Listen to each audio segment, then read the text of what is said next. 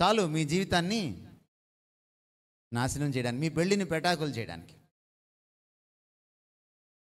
ఈరోజు నా భార్య భర్తతో కళ్ళల్లోకి కళ్ళు పెట్టి చూసి మాట్లాడే టైం లేదు. ఆమె సెల్ ఫోన్ చూసుకుంటూ ఈయనతో మాట్లాడుతుంది, ఈయన సెల్ ఫోన్ చూసుకుంటూ ఆవిడతో మాట్లాడతాడు. ఒకవేళ ఈమెకి నచ్చింది ఏదైనా ఉంటే పక్కనున్న ఆవిడకి ఆయనకి ఈవిడ పంపిస్తుంది అనమాట, ఫార్వర్డ్ చేస్తుంది. ఆమెకి నచ్చింది ఏదైనా ఉంటే పక్కనున్న ఆయనకే మళ్ళీ ఫార్వర్డ్ చేస్తుంది అనమాట. ఎటు వచ్చి మనమే ఫార్వర్డ్ అవ్వట్లేదు, అది ప్రాబ్లం. అందుకని నేను మిమ్మల్ని అభినందిస్తున్నాను, పాస్టర్ గారిని కూడా అభినందిస్తున్నాను. వారి భారాన్ని నేను అర్థం చేసుకోగలను. ఈరోజు అవసరం ఇది మనకి. కుటుంబాలుగా కూర్చొని వాళ్ళ కుటుంబం గురించి ఆలోచించాల్సినటువంటి అగత్యం ఏర్పడింది. ఇది మన అవసరం. ఎందుకంటే మనకి సమయం దొరకట్లా మంచి విషయాలకి. మనం పిచ్చి పిచ్చి షార్ట్స్, రీల్స్ చూడడానికి మనకు చాలా టైం ఉంటుంది. ఇలా అనడానికి చాలా టైం ఉంటుంది మనకి. ఇలా అన్ని టైం చూసుకుంటే గంట అయిపోద్ది, 2 గంటలు అయిపోద్ది. ఈరోజు నా పరిస్థితులు కూడా ఎలా ఉన్నాయంటే, ఉదయాన్నే ఉద్యోగానికి వెళ్ళిపోతాం, సాయంత్రం అలసిపోయి వస్తాం. వంట వార్పు చేసుకొని తినేటప్పటికి ఇంకా అలసిపోతాం. ఉన్న కాస్త ఎనర్జీని భర్తకో, భార్యకో, పిల్లలకో ఎవరో సెల్ ఫోన్కి ఇస్తారు.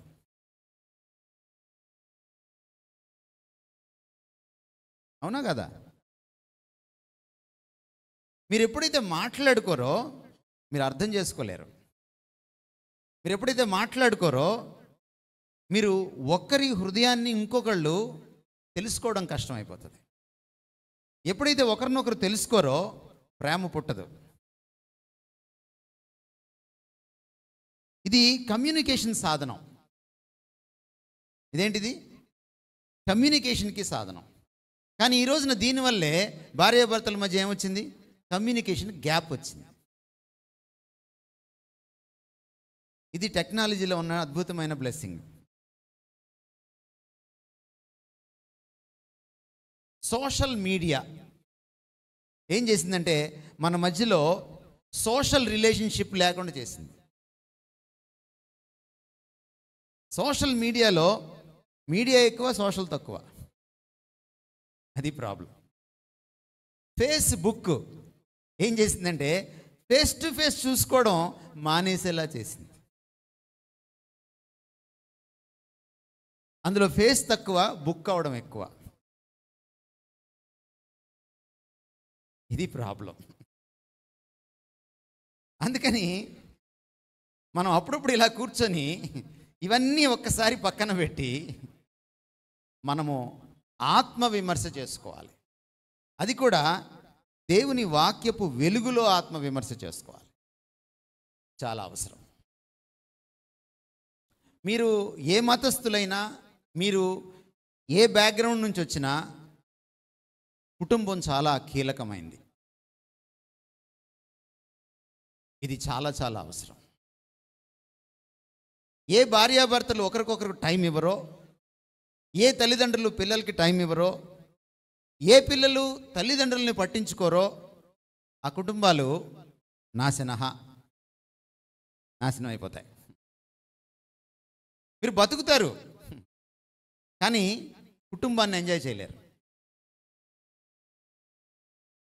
అందుకని ఈ రోజున కుటుంబం గురించి, వివాహం గురించి, తల్లిదండ్రుల గురించి, పిల్లల పెంపకం గురించి మనం కొన్ని విషయాలు మాట్లాడుకోవాలి. మనం వాక్యంలోకి తొంగి చూడడానికి ప్రయత్నం చేద్దాం. చాలా విషయాలు మీకు చెప్పాలని వచ్చాను, ఎంత సమయం ఉందో నాకు తెలియదు. మనం ఆలస్యంగా ఆరంభించాం కాబట్టి మీరు ఆలస్యంగా ఇళ్ళకి వెళ్ళడానికి ఇష్టపడండి. చిట్ట చివరి ఉపవాసం అనుకోండి. ఈస్టర్ రోజు ఏం ఉపవాసం సార్ అంటే మంచిదే. కుటుంబం కోసం ఉపవాసం ఉండడం మంచిదే. ఉపవాసం అంటే ఇంటికి వెళ్ళి తినచ్చు, కాస్త లేటుగా తినండి. పోస్ట్ పోన్ చేసే ఉపవాసం. ఎందుకంటే మనం ఆలస్యంగా ఆరంభించుకున్నాం కాబట్టి ఇది అవసరం. కాబట్టి వాచ్ల వంక చూడొద్దు. మీరు చెప్పే విషయాల్ని వాక్యపు వెలుగులో మిమ్మల్ని మీరు నిశ్చితంగా విమర్శించుకోండి. మీ పక్కన ఉన్న ఆడపడుచునో, మీ పక్కన కూర్చున్న వదిన గారినో వాళ్ళని చూడద్దు. మిమ్మల్ని మీరే పరీక్ష చేసుకోండి. మీరు పిల్లలైతే పిల్లలుగా మీరు ఎలా ఉన్నారు తల్లిదండ్రుల పట్ల? మీరు తల్లిదండ్రులైతే పిల్లలకి మీరేం చేస్తున్నారు? మీరు భార్యలైతే భర్తల పట్ల మీరు ఎలా ఉన్నారు? మీరు భర్తలైతే భార్యల పట్ల ఎలా ఉన్నారు? వీటి విషయాల్లో మీరు మీ అంతటా మీరే ఆత్మ విమర్శ, స్వపరీక్ష చేసుకోవాలి. ఆ సమయం ఆసన్నమైంది. అప్పుడే మీరు ఇక్కడి నుంచి ఒక ఆశీర్వాదంతో వెళ్ళడానికి ఉంటుంది. మనం టైటిల్ ఏం పెట్టాము సార్? టైటిల్ ఏం పెట్టాము? కుటుంబ ఆశీర్వాద. కుడికి వచ్చి వెళ్ళిపోగానే ఆశీర్వాదం రాదు. ఆశీర్వాదం ఎప్పుడు వస్తుందంటే వాక్యానికి విధేయత చూపించినప్పుడు ఆశీర్వాదం వస్తుంది. మీరు ధర్మశాస్త్రంలో చివరి పుస్తకం చెప్పగలరా? పేరేంటో? ధర్మశాస్త్రంలో ద్వితీయోపదేశకాండం. ధర్మశాస్త్రంలో 5 పుస్తకాలు ఉన్నాయి. మొదటి 5 పుస్తకాలను ధర్మశాస్త్రం అంటాం. మన క్రైస్తవ ధర్మశాస్త్రంలో చిట్ట చివరి పుస్తకం ద్వితీయోపదేశకాండం. ద్వితీయోపదేశకాండంలో చివరి అధ్యాయాల్లోకి మీరు వెళ్ళి చూస్తే దేవుడు చాలా స్పష్టంగా ఏం చెప్పాడంటే, మీరు విధేయత చూపిస్తే నా మాటలకి మీకు ఆశీర్వాదం, మీరు అవిధేయత చూపిస్తే మీకు శాపం. అర్థమైందండి? ఆశీర్వాదం లేని చోట ఏముంటుంది? ఆశీర్వాదానికి ఆపోజిట్, వ్యతిరేక పదమే యాంటోనిమ్. అదన్నమాట. సో విధేయత నుంచే ఆశీర్వాదం వస్తుంది. మనం చాలాసార్లు అనుకుంటాం ఆశీర్వాదాలు ఎలా వస్తాయంటే, పాస్టర్ గారిని పిలిచి భోజనం పెడితే ఆశీర్వాదం వస్తుంది, బరువైన కవర్ ఇస్తే ఆశీర్వాదం వస్తుంది కదా, ఇలా అనుకుంటాం కదా. మనకు చాలా క్రైస్తవ మూఢనమ్మకాలు ఉన్నాయి మనకి. మిమ్మల్ని అలాంటి మూఢనమ్మకాల్లో ఉంచేస్తారు కూడా దైవజనులు. ఎందుకంటే వాళ్ళకి చాలా బాగుంటుంది, భోజనం బాగుంటుంది. అందులో గోదావరిలో భోజనం అంటే ఒక జంతువు పెట్టరు, అన్ని జంతువులు బల్ల మీదకి వచ్చేస్తాయి. అవన్నీ ఒక పొట్టలోకి వెళ్ళి ఎలా కొట్టుకుంటాయో నాకే తెలియదు. ఈరోజు కూడా భోజనం పెడితే ఒక జంతువే తిన్నాను నేను. కొంచెం జాగ్రత్తగా ఉండాలి మనం. సో దీనికోసం ఏం చేస్తున్నారంటే, మీకు ఆశీర్వాదం వచ్చే తర్వాత సంగతి, పాస్టర్ గారికి మాత్రం ఆశీర్వాదమే. అవి కాదు ఆశీర్వాదాలు. లేకపోతే ఎక్కడో బెల్లంపల్లికో కూకట్పల్లికో పంపిస్తే ఆశీర్వాదం అనుకుంటున్నారు మీరు. రావు అలాగా ఆశీర్వాదాలు. అంత చీప్గా ఆశీర్వాదాలు వస్తే ఇంకేమి. మీలాంటి వాడు ఉండేవాడు వెనకడికి, ఆయన పేరు యాకోబు, పాత నిబంధనలో ఉండేవాడు. ఆయన ఏమనుకున్నాడంటే మనుషుల దగ్గర నుంచి ఆశీర్వాదాలు వచ్చేస్తాయి అనుకున్నాడు. అనుకొని ఏం చేశారంటే, వాళ్ళ అన్నను మోసం చేసి వాళ్ళ అమ్మ సహాయం తీసుకొని అమ్మ చిన్న కొడుకు కలిసి కళ్ళు కనపడిన నాన్న దగ్గర ఆశీర్వాదం కొట్టేశారు. ఆశీర్వాదంతో పాటు ఆస్తి కూడా కొట్టేశాడు. కొట్టేసి చాలా దూరం పరిగెట్టాడు. జీవితంలో చాలా ప్రయాణం చేసేసాడు. చేసిన తర్వాత అయ్యగారికి అర్థమైంది, ఇలా రాదురా ఆశీర్వాదం అని. ఆశీర్వాదం కొట్టేసినోడు మళ్ళీ ఆశీర్వదిస్తావా లేదా అని దేవుడితో పెనుగులాడడం చూస్తే మనకు ఆశ్చర్యం లేదా? ఎందుకంటే మీరు ఒక చాప్టర్ చదువుతుంటే పక్క చాప్టర్ మర్చిపోతారేమో, అందుకే మీకు అర్థంగా ఉండదు. అతని బ్యాక్గ్రౌండ్ ఏంటి? దేవుడితో పెనుగులాడడం. ఎందుకు పెనుగులాడాడు? ఆశీర్వాదం కోసం. మరి ఏం కొట్టేసి వచ్చాడు ఆయన? మరి ఎందుకు ఇంకా ఆశీర్వాదం అంటే రాదు అలా ఆశీర్వాదం. తల్లిదండ్రుల నుంచి ఆశీర్వాదం వచ్చినా, పాస్టర్ గారి నుంచి ఆశీర్వాదం వచ్చినా, దైవజనుల నుంచి ఆశీర్వాదం వచ్చినా, ఆశీర్వాదానికి సోర్సు, మూలం ఎవరంటే దేవుడే. ఆశీర్వాదం ఎలా వస్తుందంటే దేవునితో ఉన్న సంబంధంలో వస్తుంది, దేవుని మాట వినడంలో వస్తుంది. ఈరోజు మనం ఆలోచింపబోయేటువంటి వాక్య విషయాల్ని మీరు వాటిని పాటించడానికి పూనుకున్నప్పుడు ఆశీర్వాదం మీ కుటుంబాల్లో ఆరంభమవుతుంది. I want to make it very clear before I start. Right? కొన్ని విషయాల్ని మీకు కుటుంబం గురించి, వివాహం గురించి, వీలైతే సమయం ఉంటే పిల్లల పెంపకం గురించి నేను వాక్యం నుంచి కొన్ని విషయాలు మీకు చూపించాలని అనుకుంటూ ఉన్నాను. ఎఫెసీ పత్రిక 3వ అధ్యాయము 14-15 వచనాలు ఎవరైనా చదువుతారండి? ఎఫెసీ పత్రిక 3వ అధ్యాయము. మీరు ఎవరైనా ఒకరికి మైక్ ఇవ్వండి, వాళ్ళు ఒకళ్ళే చదవండి, ఎవరైనా స్పష్టంగా. తెలుగులో మైక్ దగ్గర పెట్టుకోండి. త్వరగా బైబిల్ తీసేవాళ్ళు, త్వరగా చదవగలిగిన వాళ్ళు, ముక్కలు ముక్కలుగా చదవద్దు. అమ్మ చదవండి. ఈ హేతు చేత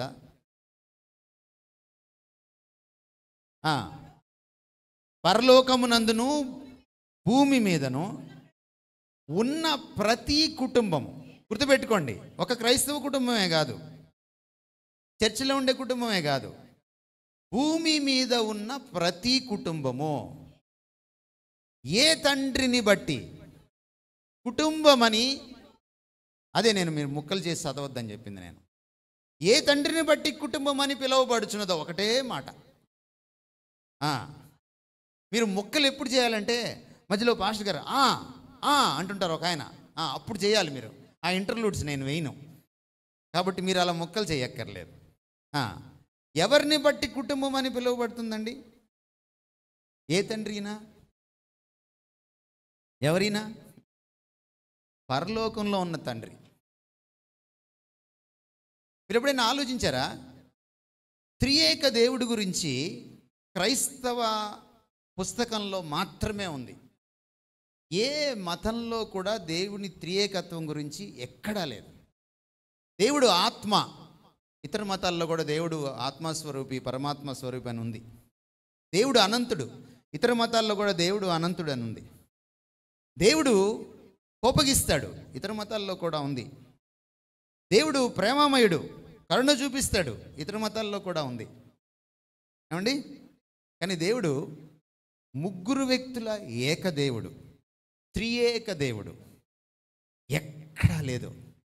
only in the Bible you find this. నా ఇప్పుడు త్రియేక దేవత్వంలోకి వెళ్ళి మనం చూస్తే తండ్రికి ఒక పేరు, కుమారుడికి ఒక పేరు, పరిశుద్ధాత్మకు ఒక పేరు లేదు. వాళ్ళకి ఇచ్చిన టైటిల్స్ ఏంటంటే రిలేషన్షిప్ టైటిల్స్, సంబంధానికి సంబంధించినటువంటి నామాలని, నామకరణాన్ని మనం చూస్తాం. మొదటి వ్యక్తి పేరేంటి? తండ్రి. రెండవ వ్యక్తి పేరేంటి? ఏంటి ఈ పరిభాష? తండ్రి, కుమారుడు. ఈ పదాలు మీకు ఏం చెప్తున్నాయి? కుటుంబం గురించి చెప్తున్నాయి. ఏం చెప్తున్నాయి? కుటుంబం గురించి చెప్తున్నాయి. సో మొట్టమొదటి కుటుంబం ఎక్కడ ఆరంభమైంది? అయ్యో, ఇప్పుడే చెప్పాను కదా, దేవునిలో. మొదటి తండ్రి ఎవరు ఈ ప్రపంచంలో? దేవుడు. మొదటి కుమారుడు ఎవరు ఈ ప్రపంచంలో? మొదటి కుటుంబం ఏంటి ఈ ప్రపంచంలో? దైవ కుటుంబం, త్రియేకత్వంలో ఉన్న కుటుంబం. ఇవి కుటుంబ పదాలు, ఇవి కుటుంబ సంబంధ పదాలు, ఇవి terms of relationship in a family. మీకు అర్థమవుతుందండి మీకు? కాబట్టి కుటుంబానికి మూలం ఎవరు? పరమ తండ్రి. తండ్రి అంటే ఇప్పుడు చాలా అర్థాలు వస్తున్నాయి. చర్చిలో కూడా తండ్రి అయిపోయారు ఇప్పుడు చాలామంది. చర్చి తండ్రులు ఉన్నారు, అయ్యగారులు అమ్మగారులు వచ్చేసారు కదా. అందుకే మీరు ఒట్టి తండ్రి అంటే చాలా పెద్ద ప్రమాదం. ఏ తండ్రి? పరమ తండ్రి. సో పౌలు అంటున్నాడు, నువ్వు కుటుంబంగా ఉండడానికి మూలం ఎక్కడుందంటే ఇదిగో ఈ తండ్రి దగ్గర ఉంది. ఏ తండ్రిని బట్టి భూమి మీద ఉన్న సర్వ కుటుంబాలు కుటుంబాలని పిలువబడుతున్నాయో అంటున్నాడు. సో మీ కుటుంబం బాగుపడాలంటే మూలాలు ఎక్కడ ఉండాలి? ఇదిగో ఈ బైబిల్ దేవుడితో మీరు కనెక్ట్ అవ్వాలి.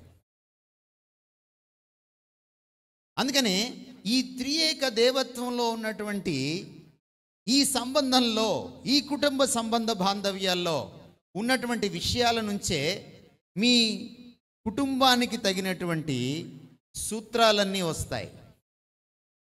మీ కుటుంబానికి తగినటువంటి శక్తి అంతా వస్తుంది. మీ కుటుంబానికి తగినటువంటి సహాయం అంతా వస్తుంది. మీ కుటుంబం ఎలా ఉండాలో నమూనా అక్కడే ఉంటుంది.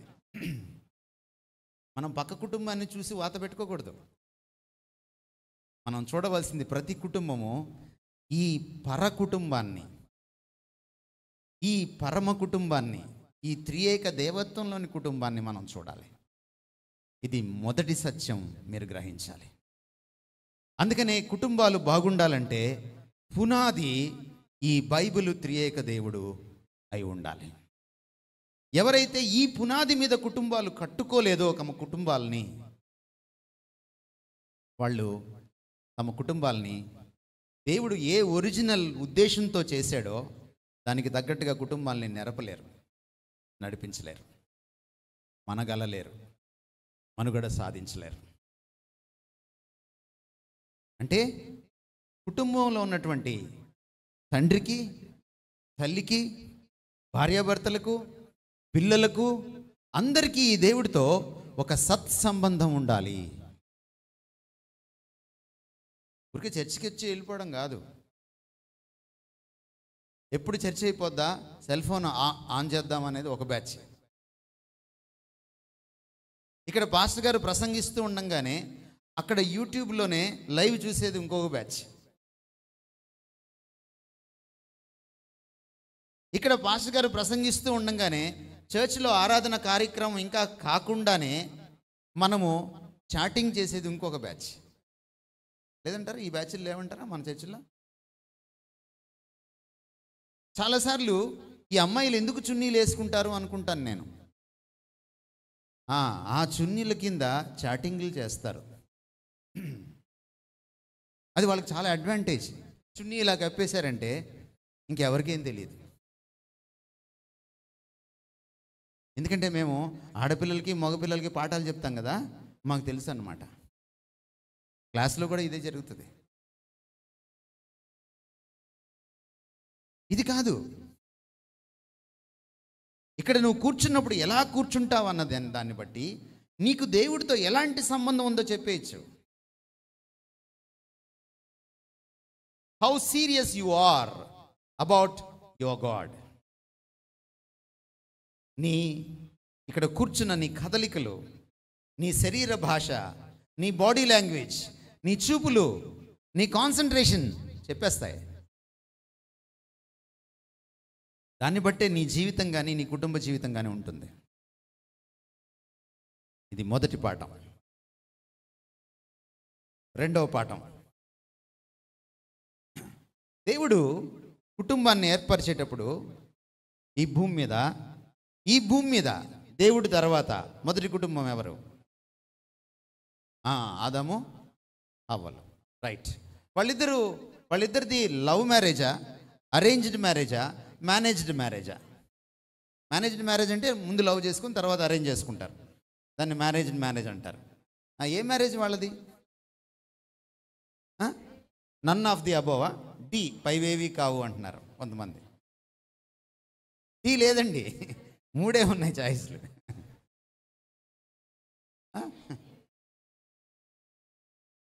అయ్యో నేనేం అడిగానండి? లవ్ మ్యారేజా, అరేంజ్డ్ మ్యారేజా, లేకపోతే మేనేజ్డ్ మ్యారేజా అని అడిగాను. బి కదా, అరేంజ్డ్ మ్యారేజ్. రైట్. ఎందుకంటే పాపం ప్రేమిద్దాం అన్నా కూడా అవ్వలేదు అక్కడ. ప్రేమించడానికి ముందు ఎదురుగా ఒక అమ్మాయి ఉండాలి కదా. దేవుడు పెళ్లి ఫిక్స్ చేసేసిన తర్వాత, అవ్వని సృష్టించేసిన తర్వాత అప్పుడు చూశాడు ఆయన. పెళ్ళయ్యాక ప్రేమించాడు. ఇప్పుడు చాలామందికి రాంది ఏంటంటే పెళ్ళికి ముందు ప్రేమించడం వస్తుంది మనందరికీ, పెళ్ళయ్యాక ప్రేమించడమే రావట్లేదు. అందుకనే కుటుంబాలు ఇలా తగలడ్డాయి. పెళ్ళి కాకముందు ప్రేమించడం ఎనీ డాగ్ విల్ డూ, ఎవరైనా చేయగలరు. పెళ్ళి అయిన తర్వాత ప్రేమించడం ఉంటుంది చూసారా, అది చాలా ఛాలెంజ్. ఎందుకంటే మనం దగ్గరకు వస్తాం, దేవుడికి దగ్గర అయ్యే కొద్దీ ఇంకా దగ్గర అవ్వాలనిపిస్తుంది, మనిషికి దగ్గర అయ్యే కొద్దీ ఎందుకు దగ్గర అయ్యామా అనిపిస్తుంది. అది పెద్ద ఛాలెంజ్. పెళ్ళైన తర్వాత ప్రేమించడం చాలా పెద్ద ఛాలెంజ్. మీ అమ్మ నాన్నని చూడండి, వాళ్ళు ఇంకా కలిసినారంటే వాళ్ళు చాలా గొప్పవాళ్ళు అనమాట. వాళ్ళు మీ చిన్నప్పుడే విడిపోయారు అనుకోండి, మీ బతుకు కూడా చింపేసిన విస్త్రే. You need to thank for your mom and dad because they are together. వాళ్ళు ఇంకా కలిసి ఉన్నారు. ఇది సామాన్యమైన విషయం కాదు.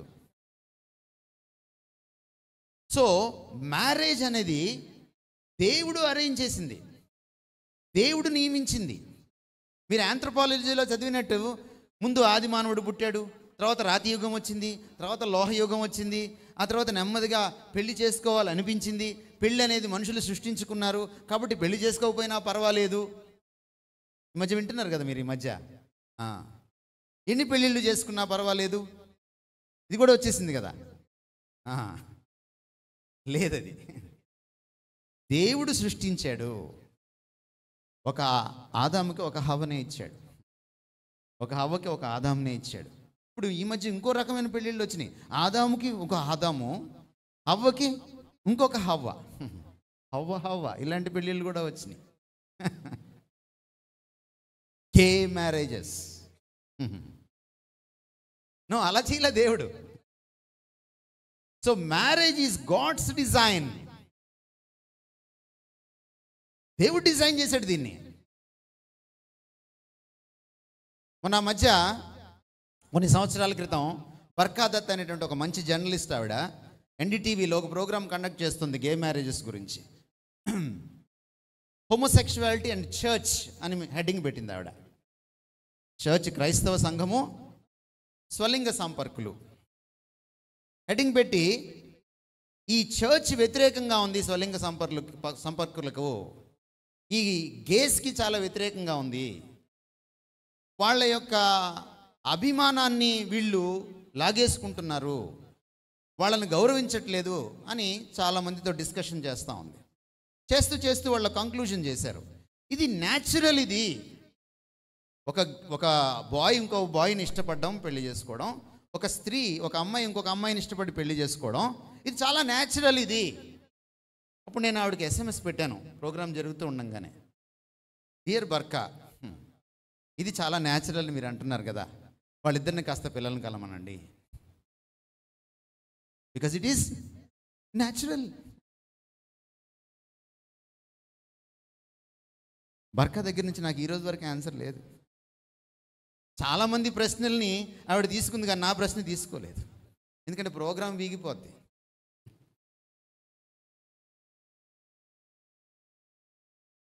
ద న్యాచురల్ థింగ్ ఏంటంటే అబ్బాయిని అమ్మాయే చేసుకోవాలి. దేవుడు దీన్ని డిజైన్ చేశాడు. ఏమంటే అర్థమవుతుందా? ఎందుకంటే ఇప్పుడు కుటుంబాల్లోకి ఇది కూడా వచ్చేసింది. అందుకే చెప్తున్నాను మీకు, చాలామందికి తల్లిదండ్రులకి తెలియని విషయాలు లోపలికి వచ్చాయి.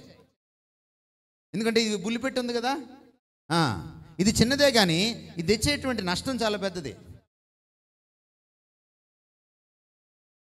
So marriage is God designed and God ordained. దేవుడు దీన్ని నిర్వచించాడు, దేవుడే దీన్ని నియమించాడు. కాబట్టి మ్యారేజ్ ఎలా ఉండాలి, ఎందుకు ఉండాలి, ఎవరి మధ్య ఉండాలి, ఎవరు నిర్ణయిస్తారు? It is God. It is not man's idea, it is not women's idea, it is God's idea. So God is the parameter, the standard, the yardstick. ఆయనే ప్రమాణం, ఆయన వాక్యమే ప్రమాణం, ఆయన మాటే ప్రమాణం. అందుకనే మీరు పెళ్ళిళ్ళు చేసుకున్న వాళ్ళు దీన్ని చదవాలి. ఇందులో అనేకమైన సూత్రాలు ఉంటాయి. భార్య భర్తతో ఎలా ఉండాలి, భర్త భార్యతో ఎలా ఉండాలి, భార్యాభర్తలు పక్కింటి వాళ్ళతో ఎలా ఉండాలి, భార్యాభర్తలు పిల్లలతో ఎలా ఉండాలి, పిల్లలు తల్లిదండ్రులతో ఎలా ఉండాలి, ఇందులో ఉంది. రెండవ విషయం మీకు నేను చెప్పాను, మ్యారేజ్ చేసుకునేటప్పుడు మ్యారేజ్కి మరొక పునాది సత్యం ఉంది వాక్యంలో. ఫస్ట్ మ్యారేజ్ దగ్గరికి వెళ్ళాలి కదా మనం. మ్యారేజ్ గురించి అర్థం చేసుకోవాలంటే ఎక్కడికి వెళ్ళాలి? మూలాలకు వెళ్ళాలి. ఫస్ట్ మ్యారేజ్ ఎక్కడ దొరుకుతుంది మీకు? ఆదికాండం 1-2 అధ్యాయాల్లో దొరుకుతుంది మీకు కదా. మొదటి అధ్యాయం చివరి భాగంలోకి వచ్చి మీరు 28 నుంచి మీరు చదివితే మీరు చూడండి, మీకు కనపడేటువంటి విషయం ఏమని కనపడుతుందంటే, దేవుడు వారిని ఆశీర్వదించెను. వివాహానికి ఆశీర్వాదం ఎక్కడి నుంచి వస్తుంది? ఏమని ఆశీర్వదించాడు చూడండి. ఫలించి అభివృద్ధి పొంది విస్తరించి భూమిని నిండించి దాన్ని లోబర్చుకోవాలి. మీరు ఇంకా చదివితే సృష్టిని పాలించండి, సృష్టిని పరిపాలించండి, ఏలండి. ఎవరు ఏలాలి? ఆదాము ఒక్కడేనా? కాదు. మీరు, బహువచనం ఉంది చూడండి అక్కడ, మీరు ఇద్దరూ కలిసి, భార్యాభర్తలు ఇద్దరు కలిస్తే ఏమవుతుంది? ఏమవుతుంది? ఏళ్తారు మీరు ప్రపంచాన్ని. భార్యాభర్తలు ఇద్దరు కలిస్తే ఏమవుతుంది? అది కూడా దేవుడి అధికారం క్రింద కలిసి ఉంటే ఏమవుతుంది? ఏలుబడి జరుగుతుంది. కలిసి ఉండకపోతే ఏమవుతుంది? వేరే వాళ్ళు మిమ్మల్ని ఏలడం మొదలెడతారు, వేరే వాళ్ళకి మీరు బానిసలు అయిపోతారు. It is through marriage that God fulfills his purposes on the earth. ఈ భూమిని, ఈ సృష్టిని చేశాక, ఈ సృష్టిలో, ఈ భూమిలో తన నిత్యమైనటువంటి ఉద్దేశాల్ని దేవుడు వివాహం ద్వారా నెరవేర్చుకోవాలనుకుంటున్నాడు. వివాహం కేవలం భార్యాభర్తల యొక్క సుఖ సంతోషాలకు మాత్రమే కాదు. ఎస్, ఆఫ్ కోర్స్ వివాహంలో సుఖ సంతోషాలు ఉంటాయి, శారీరక, మానసిక, సామాజిక సుఖ సంతోషాలు ఉంటాయి, భావోద్రేకపరమైన సుఖ సంతోషాలు ఉంటాయి. But that's not the ultimate purpose of marriage. మ్యారేజ్కి చాలా పెద్ద ఉద్దేశం ఉంది. భార్యాభర్తల ద్వారా ఈ భూమి మీద తాను అనుకున్న విషయాలను దేవుడు నెరవేర్చుకుంటాడు. అందుకని కుటుంబం చాలా కీలకమైంది, అందులో దంపతులు చాలా కీలకమైన. ఎప్పుడైతే వీళ్ళిద్దరూ విడిపోతారో, ఫలించి అభివృద్ధి పొంది విస్తరించి భూమిని నిండించి దాన్ని స్వాధీనం చేసుకోవడం సాధ్యం కాదు. దేవుడు సృజించేటప్పుడే ఎలా సృజించాడు? ఒకరిని స్త్రీగాను మరొకని పురుషునిగాను సృజించాడు. ఇద్దరు స్త్రీలని, ఇద్దరు పురుషుల్ని. అరే, ఆదాము ఒంటరిగా ఉండడం మంచిది కాదు, ఇంకొక ఆదాముని ఇద్దాం అనుకోలేదు, అలా అనుకోలేదు. పురుషుడికి స్త్రీని ఇచ్చాడు, స్త్రీకి పురుషుడిని ఇచ్చాడు. దీన్ని బట్టి మీకు ఏమర్థమవుతుంది? వివాహం ఎవరి మధ్య జరగాలి? స్త్రీ పురుషుల మధ్య జరగాలి. మీకు అర్థమవుతుంది? We're not against gays, we're against gay marriages. నపుంసకులకో స్వలింగ సంపర్కులకో మనం వ్యతిరేకం కాదు. వాళ్ళు కూడా దేవుని సృష్టి, కానీ వాళ్ళు మనం ప్రేమించాలి. కానీ వారి మధ్య లైంగిక సంబంధాన్ని, వైవాహిక సంబంధాన్ని వాక్యం ఒప్పుకోదు. God loves the gays but not the gay marriages. And your stand as a Christian is also the same. అదే అయి ఉండాలి. ఏమండి నేను చెప్పేది అర్థమవుతుందా? ఈ మధ్యకాలంలో తెలుగులో పూర్తిగా మాట్లాడాలన్నా, ఇంగ్లీష్లో పూర్తిగా మాట్లాడాలన్నా భయం వేస్తుంది. ఎందుకంటే ఈ చైతన్య నారాయణ వచ్చిన తర్వాత 2 భాషలు రావట్లేదు, తెలుగులో మాట్లాడాల్సి వస్తుంది. అందుకని మధ్య మధ్యలో అడుగుతున్నాను, అర్థమైందా అని. మీరు ఇంగ్లీష్లోనో తెలుగులోనో నాకు అర్థమయ్యేటట్టు ముఖం పెట్టండి. మీరు శిలాప్రతిమల్లా కూర్చున్నారనుకోండి, అవునా ఐసి అర్థమైంది అన్నట్టుగానే మీరు ముఖం పెడితే ఆ ముఖ కవళికల్లో మార్పులు వస్తే నాకు కాస్త మేలు చేసిన వాళ్ళు అవుతారు. అందుకని శిలల్లా కూర్చోవద్దు.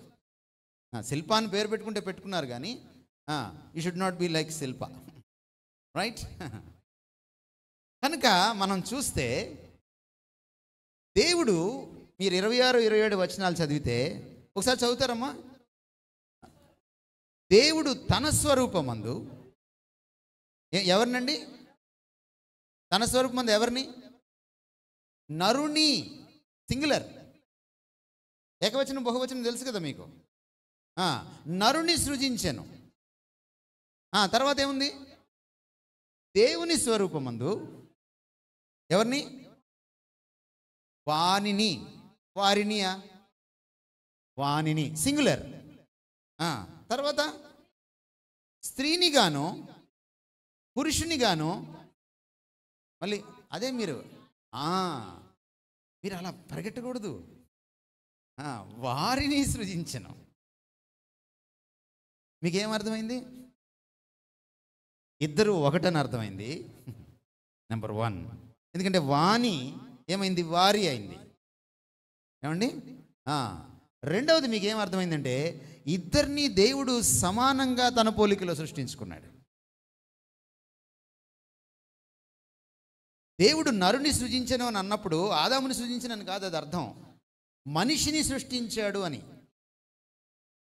ఇప్పుడు దేవుని పోలిక ఎవరంటే పురుషుడు ప్లస్ స్త్రీ ఈజ్ ఈక్వల్ టు దేవుని పోలిక, దేవుని స్వరూపం.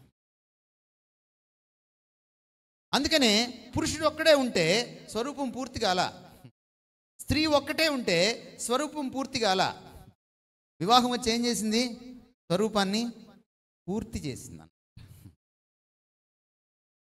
అందుకని వివాహంలో నీ తోటి జీవిత భాగస్వామి నీకు కాంప్లిమెంటరీ అంటారు, అంటే నిన్ను కంప్లీట్ చేసేది, కంప్లీట్ చేసేవాడు. నువ్వు సింగిల్గా ఆయన స్వరూపాన్ని పరిపూర్ణంగా నువ్వు ఎక్స్ప్రెస్ చేయలేవు. నీకు పక్కన ఒక మేల్ పార్ట్నర్ లేక ఒక ఫిమేల్ పార్ట్నర్, ఒక మేల్కి ఒక ఫీమేల్, ఒక ఫీమేల్కి ఒక మేల్ కావాలి. Together you comprise the image of God. మీరిద్దరూ కలిసి ఒక్కటవుతారు. పక్క అధ్యాయంలో 24వ వచనంలో వాళ్ళిద్దరూ కలిసి ఒక్కటవుతారని చెప్పాడు. ఒక్క స్వరూపంగా మీరు మారుతారు. అర్థమవుతుందండి మీకు నేనేం చెప్తున్నాను?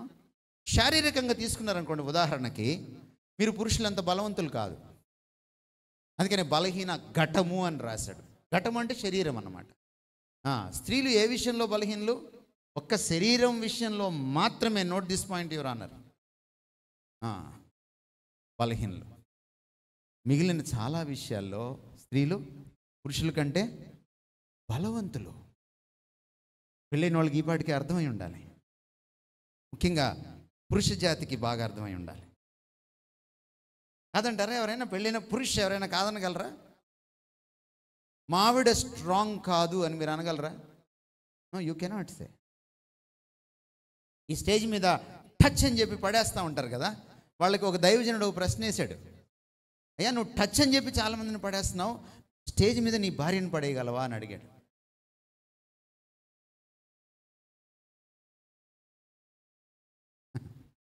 మరి వైఫ్ అంటే అంత పవర్ఫుల్. ఒకవేళ నువ్వు ప్రయత్నం చేస్తే నువ్వు పడిపోవాల్సిందే తప్ప. సో ఇక్కడ పెద్ద సానుభూతి చూపించాల్సింది ఏం లేదు. They are very strong. మీకు ఒక ఎగ్జాంపుల్ కూడా ఇస్తాను. భార్య పోయిన భర్త ఎక్కువ కాలం జీవించలేడు. మీరు చూసుకోండి కావాలంటే. మరి ఎందుకు పెళ్లి చేస్తారో వెంటనే పురుషుడికి నాకు తెలియదు, కానీ పురుషుడికి పెళ్లి చేసినప్పుడు భార్య పోయినప్పుడు స్త్రీకి కూడా పెళ్లి చేయాలి, అది న్యాయం. కానీ మీరు గమనిస్తే భార్య పోతే భర్త జీవించడం ఎక్కువ కాలం కష్టం. కానీ భర్త పోయిన తర్వాత కూడా ఈవిడే కాదు, పిల్లల్ని కూడా పెంచి ఈవిడ జీవించేస్తుంది. అంత స్ట్రాంగ్.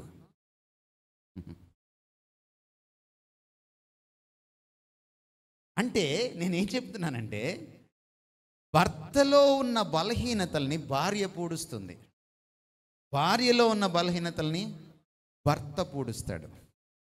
ఒకరికొకరు ఇద్దరూ కావాలి, ఒకరికొకరు ఇద్దరు కావాలి. అదే వివాహం అంటే. వివాహం అంటే నేను గొప్ప అనేది కాదు.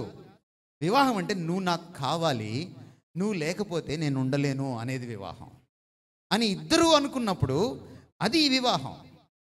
మీరు వెళ్ళి ఏ సైకాలజిస్ట్నైనా అడగండి, ఇది కరెక్టో కాదో చెప్తారు మీకు. ఇక్కడ నేను గొప్ప అని ఎప్పుడైతే నువ్వు అనుకుంటావో పెళ్ళి ఏమవుతుంది? పెళ్ళి ఏమవుతుంది? పెడాకులు అవుతుంది, అంతే. భర్తలు ఒకవేళ భార్యల కంటే గొప్పవాళ్ళు అనుకుంటే మీరు మెటర్నిటీ లీవ్కి అప్లై చేయొచ్చు. మీరే పిల్లల్ని కనేయచ్చు, మీరే నవమాసాలు మోసేయచ్చు. మోయగలరా?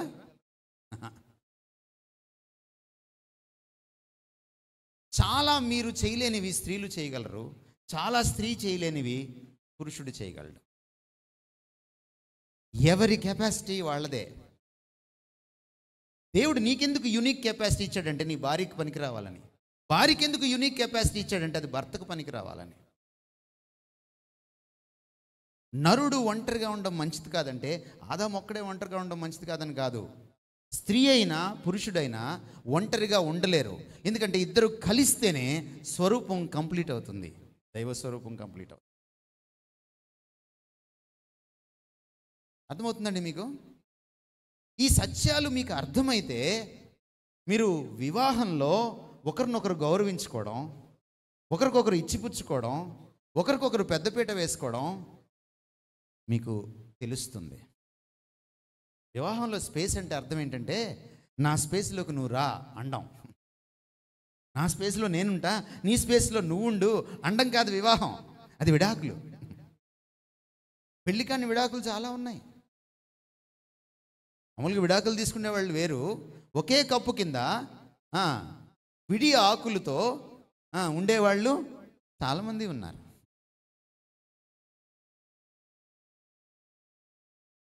So this is what the Bible teachers.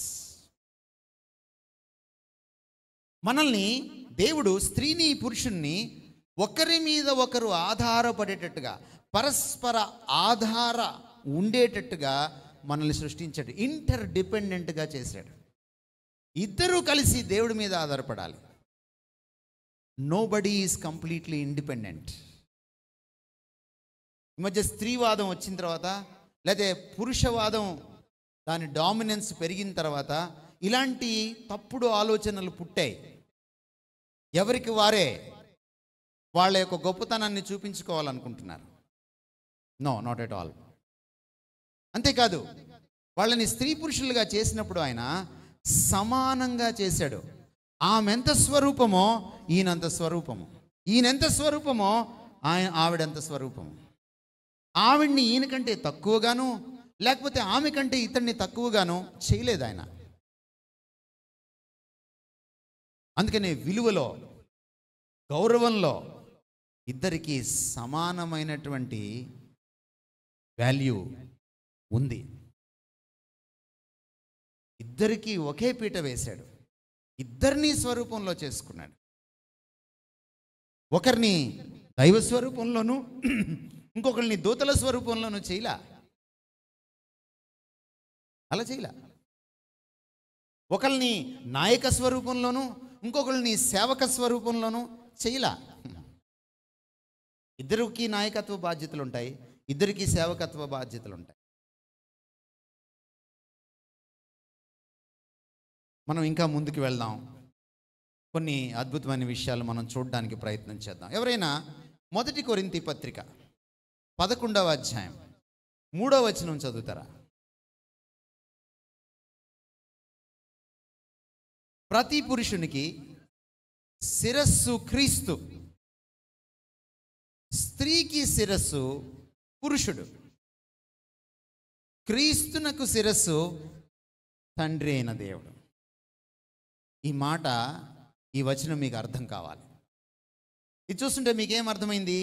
అధికార అంతస్తులు, స్థాయిలు మీకు అర్థమవుతున్నాయి. Hierarchy of authority. టాప్లో ఎవరున్నారు? తండ్రి అయిన దేవుడు. ఆయన కింద ఎవరున్నారు? కుమారుడైన క్రీస్తు. ఆయన కింద ఎవరున్నారు? భూమి మీద పురుషుడు. ఆయన కింద ఎవరున్నారు? స్త్రీ. అంటే మీకేం అర్థమవుతుంది? రెండిటిని కలిపి మాట్లాడుతున్నాడు. మనం ఎక్కడ ఆరంభించాం? దైవ కుటుంబం దగ్గర ఆరంభించాం. ఎక్కడికి వచ్చాం? మానవ కుటుంబాల దగ్గరికి వచ్చాం. ఇప్పుడు ఈ వచనం ఏం చెప్తుంది? దైవ కుటుంబాన్ని, మానవ కుటుంబాన్ని కలిపి ఒక వచనం రాశాడు. అంటే మీకేం అర్థమవుతుంది? ఈ భూమి మీద ఉన్నటువంటి మానవ కుటుంబంలో భార్యాభర్తల మధ్య సంబంధము తండ్రి కుమారుల మధ్య సంబంధానికి ఒక ప్రతీక.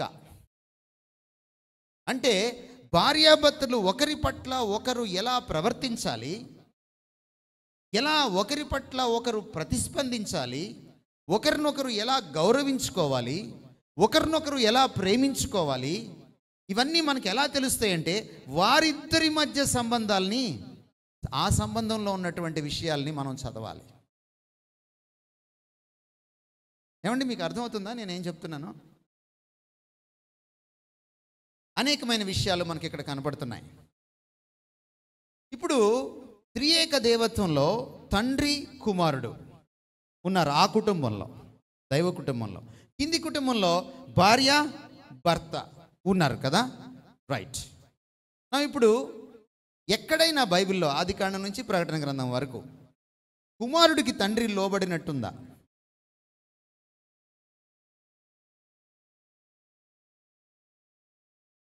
ఆ? 66 పుస్తకాల్లో ఎనీవేర్ లేదు. ఎప్పుడు తండ్రికి ఎవరు లోబడతారు? ఫిక్స్డ్, అది ఇటర్నల్లీ ఫిక్స్డ్, నిత్యత్వం అంతా. ఇప్పుడు నేను ఇంకో ప్రశ్న వేస్తాను, సబ్ క్వశ్చన్. ఇప్పుడు ఎప్పుడు కుమారుడే తండ్రికి లోబడతాడు కదా, మరి కుమారుడు తండ్రికి సమానుడా తక్కువ వాడా? ఏమండి, సమానుడేనా? షోరా? ఆయన దేవునితో సమానుడై ఉండుట విడిచిపెట్టకూడని భాగ్యం అది నిజానికి, కానీ అలా ఎంచుకోలేదు. ఆయన దేవునితో సమానుడేనా? సమానుడు. ఇప్పుడు చెప్పండి, ఇప్పుడు అది ఈ కింద ఉన్నటువంటి కుటుంబానికి మోడల్ కదండి, ఆ దైవ కుటుంబానికి ప్రతీక కదా ఈ కింద కుటుంబము.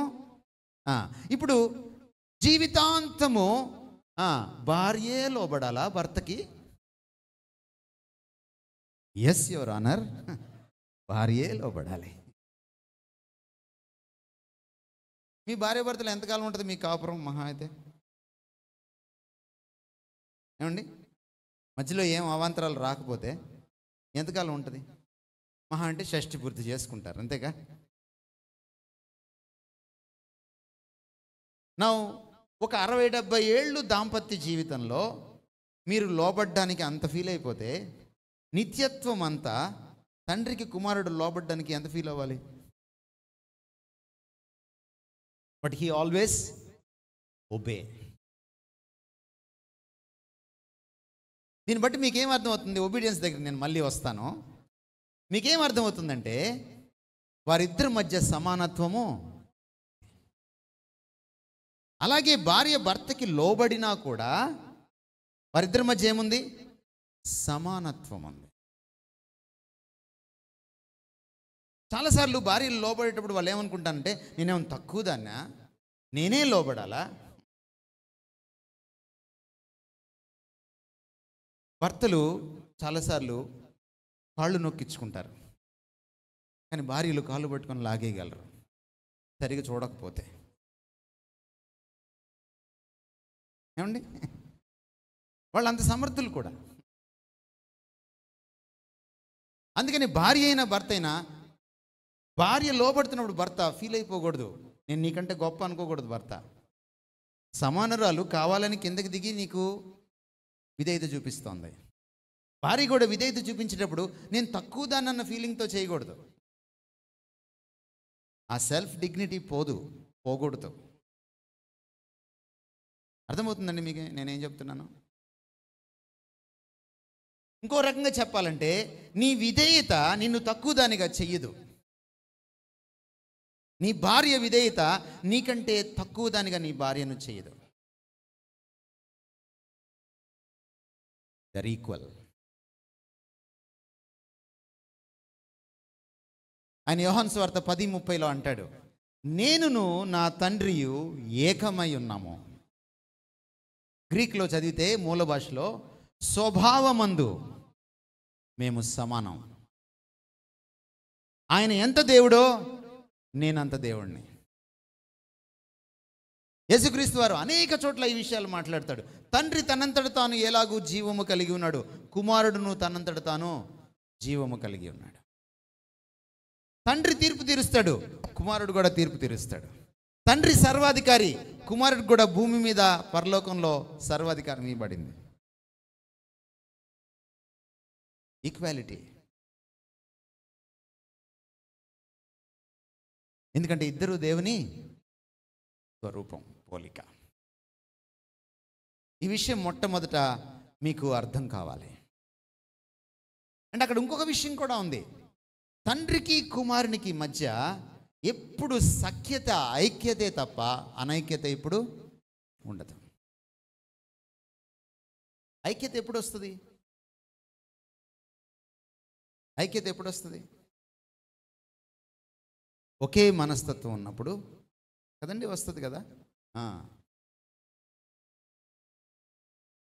తండ్రి లాంటి మనస్తత్వమే కుమారునికి, కుమారుని లాంటి మనస్తత్వమే తండ్రికి ఉన్నప్పుడు ఐక్యత వస్తుంది. భార్యలాగే భర్త, భర్తలాగే భార్య ఆలోచించడం నేర్చుకున్నప్పుడు ఏమొస్తుంది? ఐక్యత వస్తుంది. తండ్రి కుమారుల మధ్య ఎప్పుడైనా గొడవ వస్తుందా? చూడండి, కుమారుడు లోబడేటప్పుడు తండ్రికి కుమారుడికి మధ్య చిత్తాల్లో, సంకల్పాల్లో కొంచెం తేడా వచ్చింది. మొన్న మాండీ థర్స్డే అయిపోయింది. గుడ్ ఫ్రైడేకి ముందటి ఏంటి గురువారం. గుడ్ ఫ్రైడేకి ముందటి గురువారంన ఆయన గెత్సెమనెలో చెమట రక్తమొగనంతగా పోరాటం చేశాడు. ఏంటా పోరాటం? తండ్రి చిత్తమేమో ఈయన సిలువకి ఎక్కాలని, కుమారుడి చిత్తమేమో సిలువ దూరం కావాలని. ఎవరెవరికి లోబడ్డారు?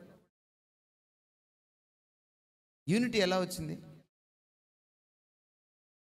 తండ్రి దిగలా, కుమారుడు దిగాడు.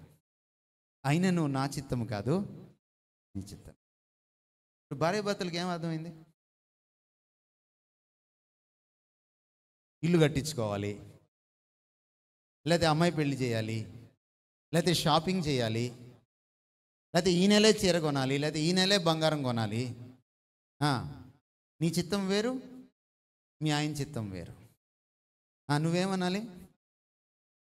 చెమట రక్తం అయినా సరే ఏమనాలి? ఏంటి నోట మాట రావట్లేదు ఏంటి? ఏమనాలమ్మా? అయినను నా చిత్తం కాదు నీ చిత్తమే భర్త గారు అనాలి. అప్పుడే వస్తుంది ఐక్యత.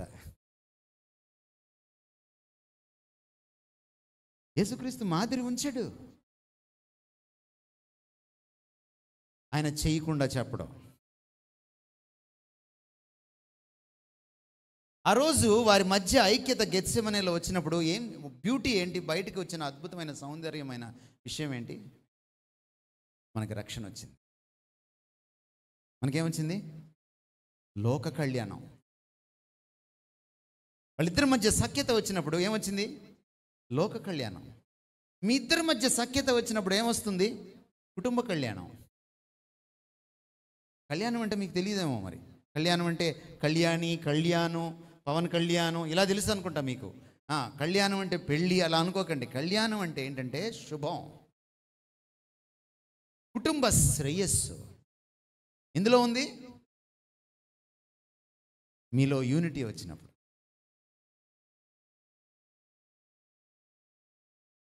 సరే, తండ్రి కుమారుల గురించి చూద్దాం. వారు పోషించేటువంటి పాత్ర ఇద్దరు సమానమే. చూడండి ఒకసారి యోహాను సువార్త 10:17. యోహాను సువార్త 10:17.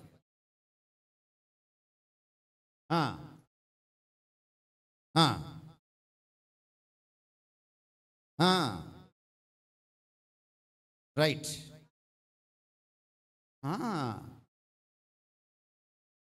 వండర్ఫుల్. ఆయన విధేయత ఎలా ఉందండి? ఆయన లోబడ్డము నా అంతటా నేనే. పాస్టర్ గారు చెప్పారని భర్తకు లోపడకూడదు, ప్రకాశం చెప్పాడని భర్తకు లోపడకూడదు. నువ్వు అంతటా నువ్వే. కొన్నిసార్లు మనం భర్తకి లోబడేటప్పుడు మీ చెల్లి లోబడుతుందా వాళ్ళ భర్తకి? ఇది వస్తుందన్నమాట. ఆడపడుచు లోబడినా లోబడకపోయినా ఈ పడుచు మాత్రం లోబడాల్సిందే. ఆ పడుచు తన దాంపత్య జీవితం గురించి దేవుడికి ఆవిడ లెక్క అప్పచెప్పుకోవాలి. ఆవిడ లెక్క వేరు. ఈ పడుచు ఈవిడి జీవితం గురించి, ఈవిడి దాంపత్య జీవితం గురించి ఈవిడ మళ్ళీ వేరే లెక్క చెప్పాలి. ఆడపడుచు లోబడట్లేదు ప్రభువా, అందుకే నా భర్తకి నేను లోబడలేదు అని అనడానికి కుదరదు రేపొద్దున. నీ అంతట నువ్వే. రైట్, మనం చదువుదాం 14:28. అదే యోహాను సువార్త.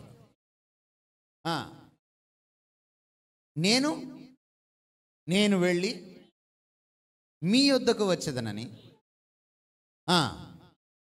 మీతో చెప్పిన మాట మీరు వింటిరి కదా. తండ్రి నాకంటే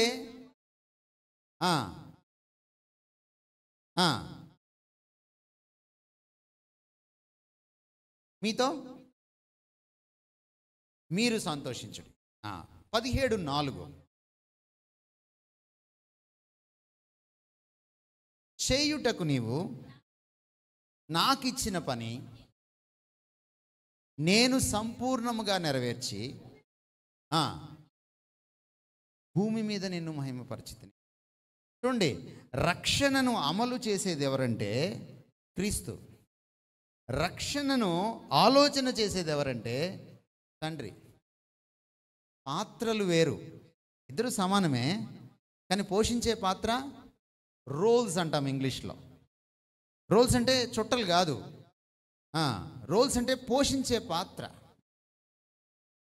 కుటుంబంలో భార్య పాత్ర భార్యే పోషించాలి, భర్త పాత్ర భర్తే పోషించాలి. ఇచ్చిపుచ్చుకోకూడదు.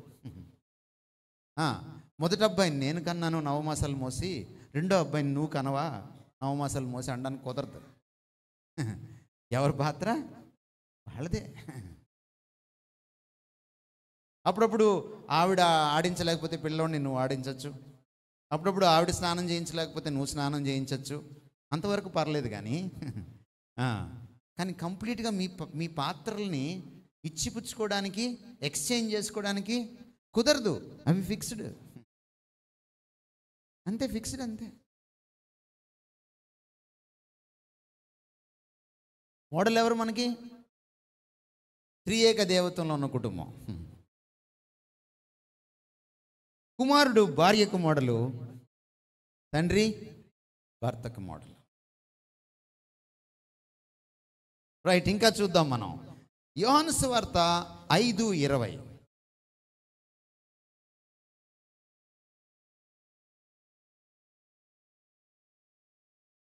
తండ్రి కుమారుని ప్రేమించుచు తాను చేయువాటినెల్లను ఆయనకు అగుపరుచుచున్నాడు. అన్నీ చెప్తాడనమాట. అక్కడికి వద్దాం మనం. ఇంకొక వచనం కూడా చదువుదాం. 14:31. 14:31.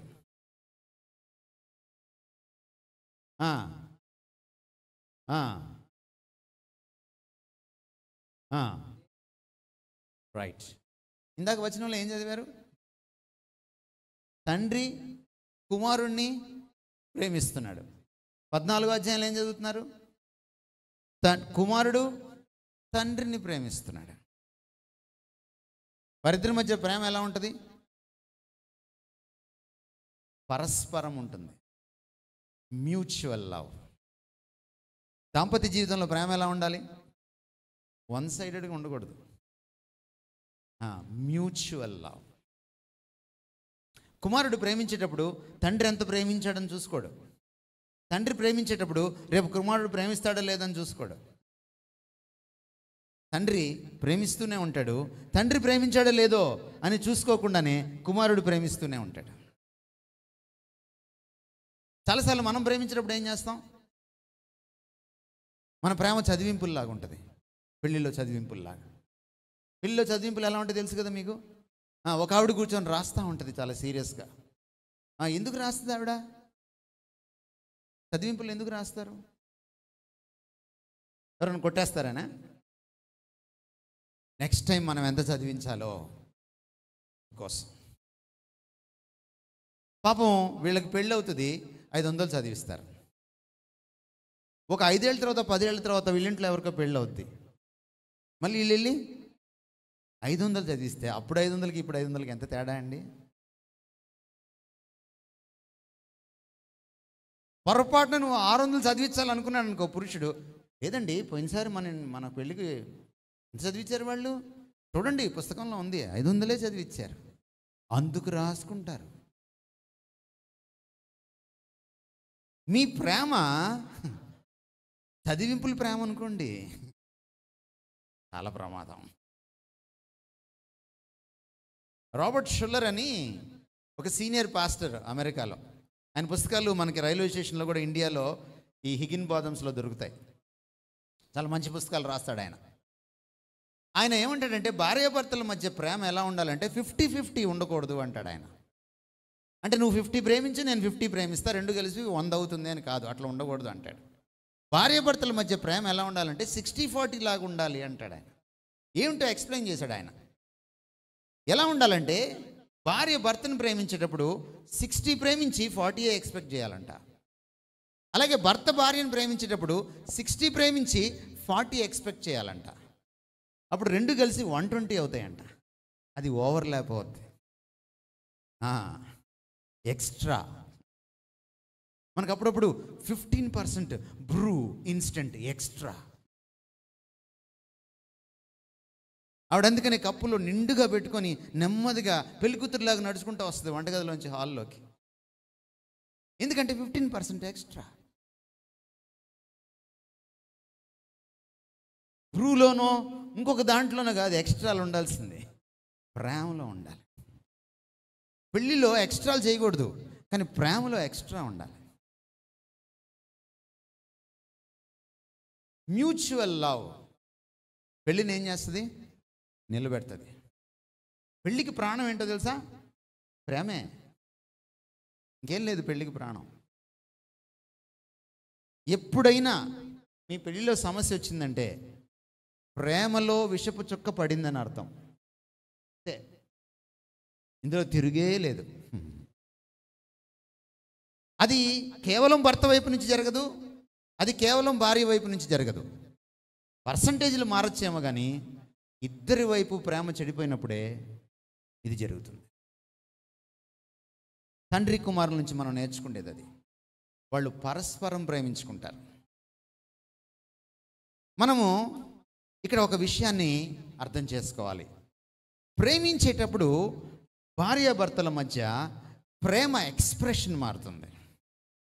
భార్య ఎంత ప్రేమిస్తుందో భర్త అంత ప్రేమించాలి. 60-40 లాగా ప్రేమించాలి. కానీ ఈ ప్రేమించే తీరుంటుందే, దీన్ని వ్యక్తం చేసే విధానంలో మార్పు ఉంటుంది. చిన్నవాళ్ళు పెద్దవాళ్ళని ప్రేమించేటప్పుడు ఆ ఎక్స్ప్రెషన్ వేరుగా ఉంటుంది. పెద్దవాళ్ళు చిన్నవాళ్ళని ప్రేమించేటప్పుడు ఆ ఎక్స్ప్రెషన్ వేరుగా ఉంటుంది. ఉదాహరణకి తల్లిదండ్రులు పిల్లల్ని ప్రేమించేటప్పుడు వాళ్ళు ఎప్పుడు పిల్లలకి విధేయత చూపించరు. ఎంత ప్రేమించినా నువ్వు పిల్లలు చెప్పినట్టు వింటున్నావంటే నువ్వు తండ్రివి కాదు, తల్లివి కాదు, నువ్వు ఇంకేంటో. పిల్లలు చాలాసార్లు మారాన్ చేస్తారు. నాకు అది కావాలి, ఇది కావాలి, బైక్ కొనిపెట్టి, చిన్నప్పుడు చాక్లెట్లు కొనిపెట్టి అంటాడు, నువ్వు లొంగిపోతావు. తర్వాత ఐస్ క్రీమ్ కొనిపెట్టి అంటాడు, నువ్వు లొంగిపోతావు. ఆ తర్వాత బైక్ కొనిపెట్టి అంటాడు, నువ్వు లొంగిపోతావు. ఆ తర్వాత వెనక సీట్లో ఒక అమ్మాయిని కూర్చోబెట్టుకోవడానికి ఆ అమ్మాయి కావాలంటాడు, అప్పుడు కూడా లొంగిపోతావు.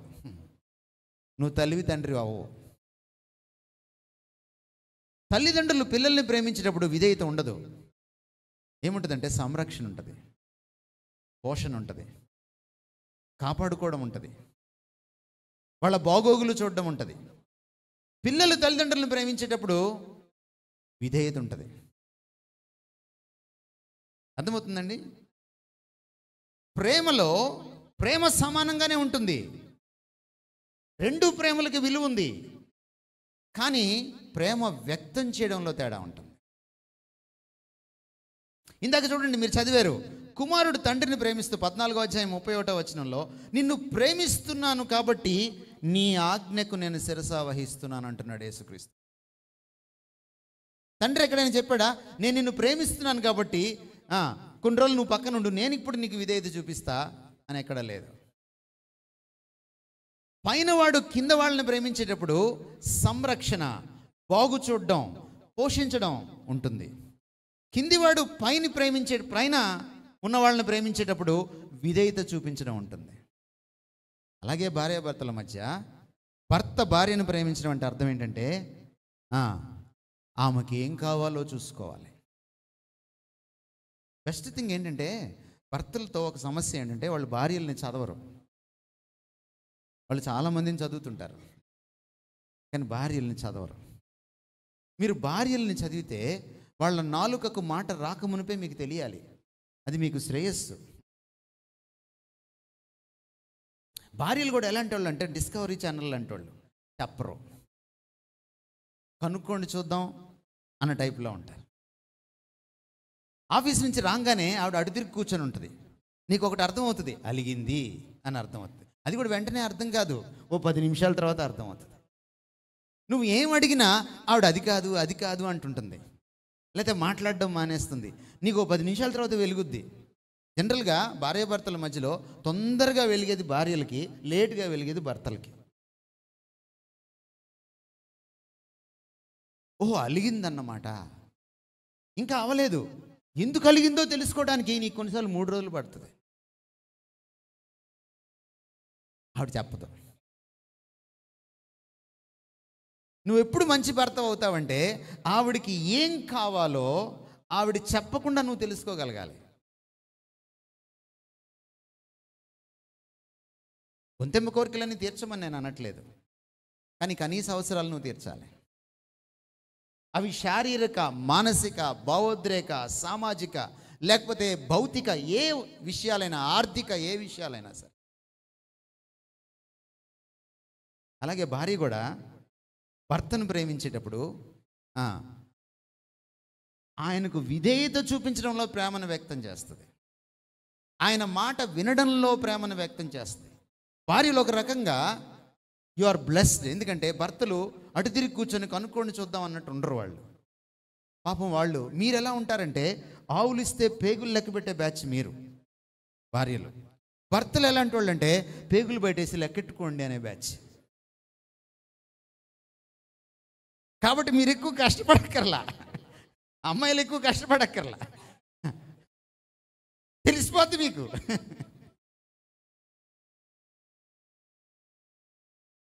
Expression of love changes. ఏమంటే మీకు అర్థమవుతుందా నేనేం చెప్తున్నాను? మనం ఇంకొంచెం ముందుకెళ్దాము. మనం ఇక్కడి నుంచి యేసుక్రీస్తు వారికి సంఘానికి మధ్య ఉన్న సంబంధాన్ని చూద్దాం. తండ్రి కుమారుల మధ్య సంబంధంలో దాంపత్య జీవితానికి కావలసిన సూత్రాలను నేర్చుకున్నాం ఇప్పటిదాకా. ఇప్పుడు యేసుక్రీస్తు వారికి సంఘానికి మధ్య ఒక సంబంధం ఉంది. ఆ సంబంధాన్ని కూడా భార్యాభర్తల సంబంధంతో, పెండ్లి కుమారుడు పెళ్లి కుమార్తె సంబంధంతో బైబిల్ పోలుస్తోంది. నా ఒకసారి మనం వెళ్ళి చూడడానికి, మీరు మీ పుస్తకాలని, దైవ గ్రంథాలని, సత్యవేదాన్ని, వాక్యాన్ని తెరిచి చూసుకోండి. ఎఫెసీ పత్రిక 5వ అధ్యాయంలో 22 నుంచి 33 వరకు, అంటే దాదాపుగా 12 వచనాల్లో మీకు అక్కడ యేసుక్రీస్తు వారికి సంఘానికి ఉన్న సంబంధం ఏమిటి, అందులో నుంచి భార్యాభర్తల మధ్య ఉన్న సంబంధంలో నేర్చుకోవాల్సిన విషయాలేంటో మనకి కనపడుతున్నాయి. అన్నీ మనం చూడడానికి మనకు సమయం లేదు, కానీ మీరు అక్కడ చూస్తే మీకేం అర్థమవుతుంది? మళ్ళీ ఇక్కడ మోడల్ క్రీస్తు భర్తకి మోడల్, సంఘము భార్యకి మోడల్, రైట్? వారిద్దరి మధ్య సంబంధము భార్యాభర్తల సంబంధానికి మోడల్గా, నమూనాగా మనకి ఉంది. మనం చూస్తే నా సంఘంతో క్రీస్తు ఉన్న సంబంధాన్ని మనం చూస్తే, సంఘం కోసం క్రీస్తు ఏం చేశాడు? సంఘం కోసం, సంఘాన్ని ఎంత ప్రేమించాడు ఆయన? ప్రాణం పెట్టాడు. సంఘం కోసం ఏం పెట్టాడు? ప్రాణం పెట్టాడు. మరి భర్త భార్యని ఎట్లా ప్రేమించాలి? ప్రాణం తోడేయకూడదు, ప్రాణం పెట్టాలి భార్య కోసం. ప్రాణం పెట్టాలంటే ముందు ఒకటి జరగాలి, నీ ఈగో చచ్చిపోవాలి. ఈగో ఎక్కడ నువ్వు బతికించుకుంటావో అక్కడ ప్రేమ చచ్చిపోతుంది, గుర్తుపెట్టుకోండి. అమ్మాయిలకు కూడా ఉంటుంది ఈగో, స్త్రీలకేం తక్కువ ఉండదు ఈగో, చాలా ఉంటుంది. పురుషులకు కూడా ఉంటుంది ఈగో. ఎక్కడ అహాన్ని చంపుకుంటానో అక్కడ ప్రేమ బ్రతుకుతుంది. ఎక్కడ అహాన్ని పెంచి పోషించుకుంటానో అక్కడ ప్రేమ చచ్చిపోతుంది. యేసుక్రీస్తు సిలువలో చనిపోయినప్పుడు తను తాను చంపుకున్నాడు. కొన్నిసార్లు భార్యను ప్రేమించాలంటే నిన్ను నువ్వు చంపుకోవాలి. It's not easy.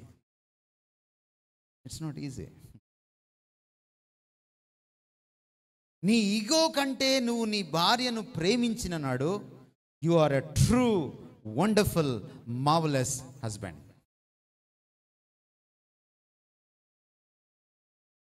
వాక్యం చెప్తున్న మాటలు ఇవి. ఇప్పుడు సంఘం సంగతి చూడండి. సంఘం సంగతి చూడకముందు మీకు ఇంకో విషయం కూడా చెప్పాలి. ఈ 22 నుంచి 33 దాకా మీరు చదివితే క్రీస్తు తపన పడుతున్నాడు సంఘం గురించి. ఎందుకు చచ్చిపోయాడట? ఆయన ప్రేమ చచ్చిపోయేంత ప్రేమ సంఘం కోసం. కానీ ఎందుకు చచ్చిపోయాడు ఆయన? ఆ సంఘము ముడత, మచ్చ, కళంకము అట్టిది మరి ఏదైనా లేకుండా అది పరిశుద్ధంగా ఉండడం కోసం, నిర్దోషంగా నిష్కలంకంగా ఉండడం కోసం ఆయన ప్రాణం పెట్టాడు. ఆయన ఏం చేశాడు? ప్రాణం పెట్టాడు. నీ భార్య తప్పులు చేస్తే ఏం చేయాలి? నీ త్యాగపూరిత ప్రేమ ద్వారా నువ్వు ఆ తప్పుల్ని సరిదిద్దుకోవాలి. సంఘం తప్పులు చేస్తే యేసుప్రభు శిక్షించకుండా వెళ్ళాడు అనుకోండి, మనల్ని అందరినీ సిలువేసేయాలి. మనందరిని సిలువేస్తే గుడ్ ఫ్రైడేలు ఉండవు, బ్యాడ్ ఫ్రైడేలే ఉంటాయి. యేసుప్రభు చనిపోతేనే గుడ్ ఫ్రైడే. ఎందుకంటే ఆయన రక్తం మాత్రమే పాపాన్ని తొలగించగలదు. మన పనికిమాలిన రక్తం పాపాన్ని తొలగించలేదు. If Jesus died on the cross, it's a Good Friday. If you are crucified, it's a bad Friday. కానీ దేవుడు ఆ పద్ధతిని ఎంచుకోలేదు.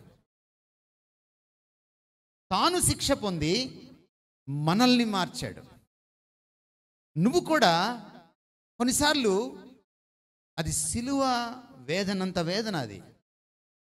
But you have to do it to transform your wife. ఇప్పుడు భార్య దగ్గరికి వద్దాం, సంఘం దగ్గరికి వద్దాం. సంఘం ఏం చేయాలి? మరి క్రీస్తు అంత ప్రేమించాడు కదా, సంఘం ఏం చేయాలి? ఏమండి? లోబడాలి. ఇది ఎంత చేదుకుంటుంది తెలుసా అమ్మాయిలకి ఈ మాట? లోబడ్డం అంటే అసలు ఆ బడే వద్దన్నా మనకి. మరి ఆ బడిలోనే అన్నీ నేర్చుకోవాలి. సంఘం ఏం చేయాలి? దేవుడికి, క్రీస్తుకి ఏం చేయాలి? లోబడాలి. సంఘానికి శిరస్సు ఎవరు? భార్య అనిందంటే శిరస్సు నువ్వే కానీ మెడకాయ నేను కదా అందట.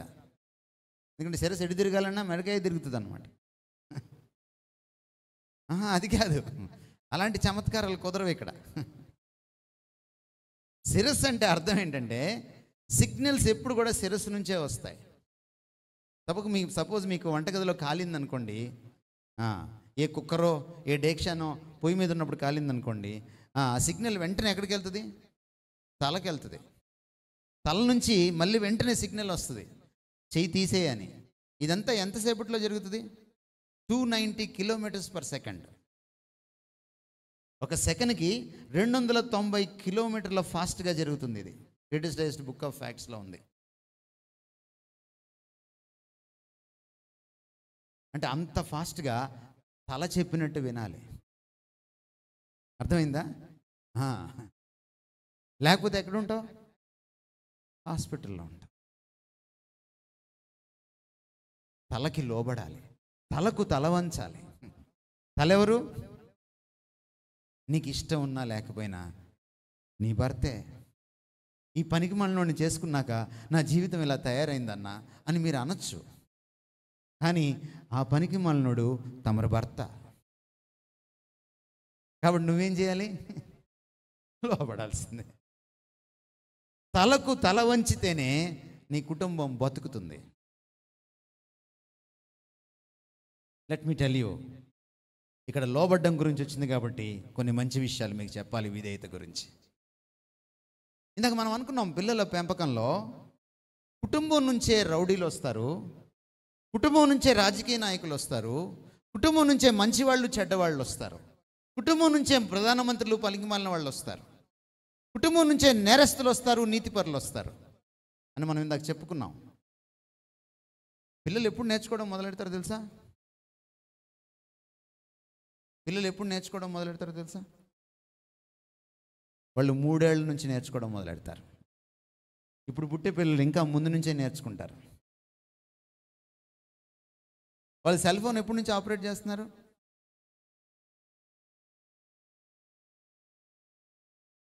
అంత షార్ప్ వాళ్ళు. పిల్లలకి విధేయత ఎట్లా తెలుసా? ఫస్ట్ పరిచయం ఏంటో తెలుసా విధేయత పిల్లలకి? అమ్మ నాన్నకి లోబడ్డం చూసి నేర్చుకుంటారు.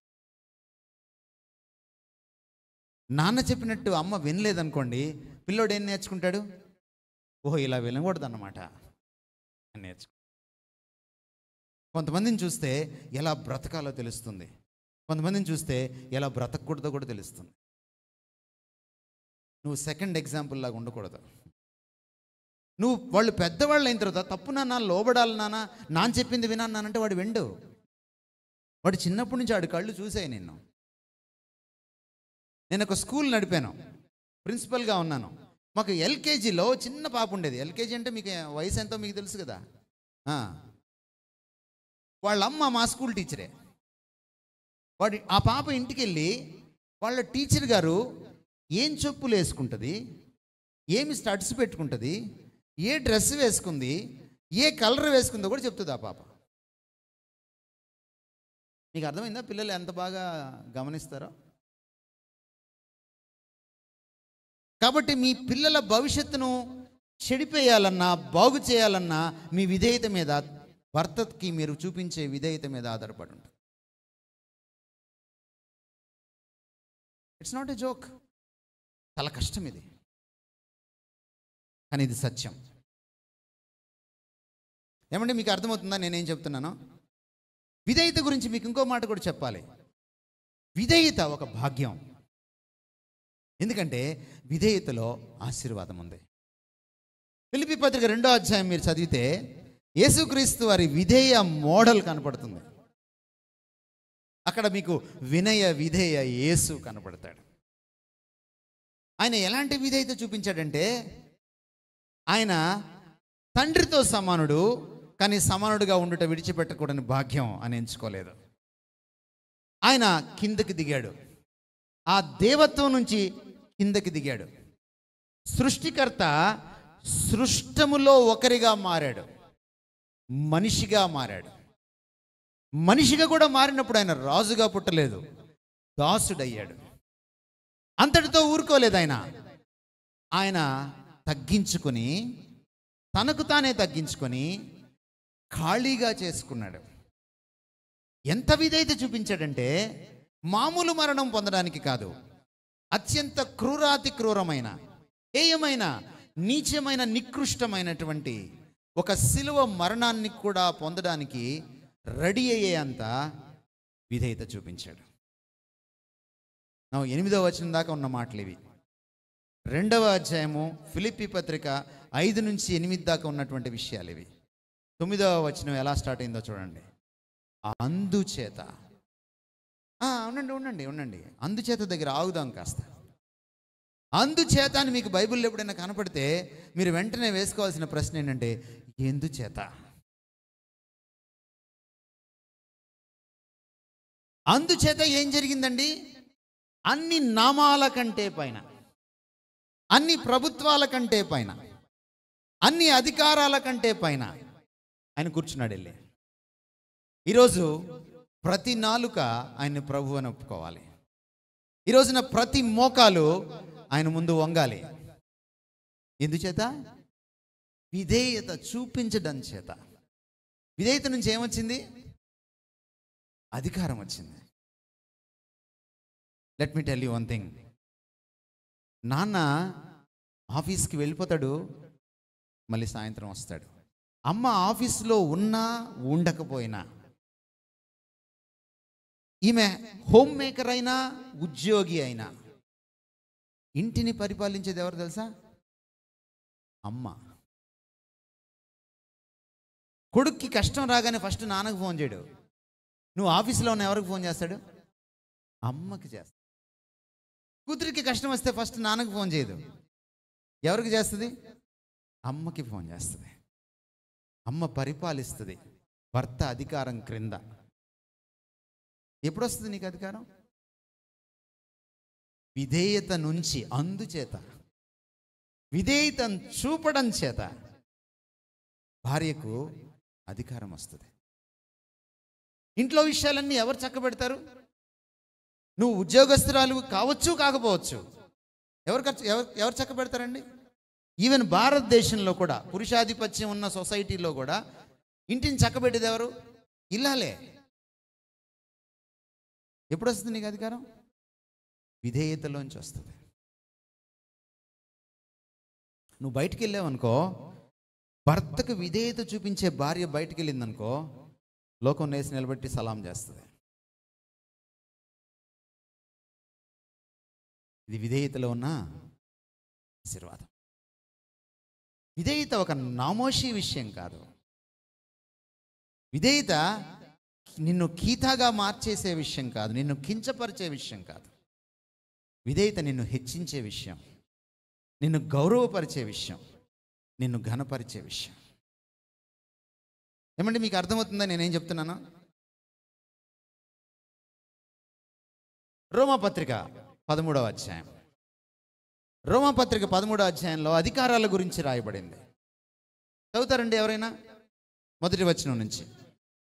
ప్రతివాడును పై అధికారులకు లోబడి ఉండవలను. ఒక కామన్ జనరల్ స్టేట్మెంట్. ఇది చర్చిలో, ఇది ఆఫీస్లో, ఇది ప్రభుత్వానికి పౌరుడు లోబడేటప్పుడు, ఇది ఇంట్లో, ఇది కంపెనీలో, అన్ని చోట్ల ఇది వర్తిస్తుంది. ప్రతివాడు పై అధికారికి లోబడి ఉండవలెను. నెక్స్ట్ లైన్ ఏముందో చూడండి. ఎందుకంటే, మీకు తెలుగు అర్థమై ఉండకపోవచ్చు. ఎలయనగా అంటే ఎందుకంటే దేవుని వలన కలిగిన అధికారము తప్ప మరి ఏ అధికారము లేదు. తర్వాత లైన్ ఏంటి? ఉన్న అధికారాలన్నీ దేవుని నుంచే వస్తాయి, దేవుని వలననే నియమించబడ్డాయి. నీ పైన నీ భర్తను ఎవరు నియమించారు?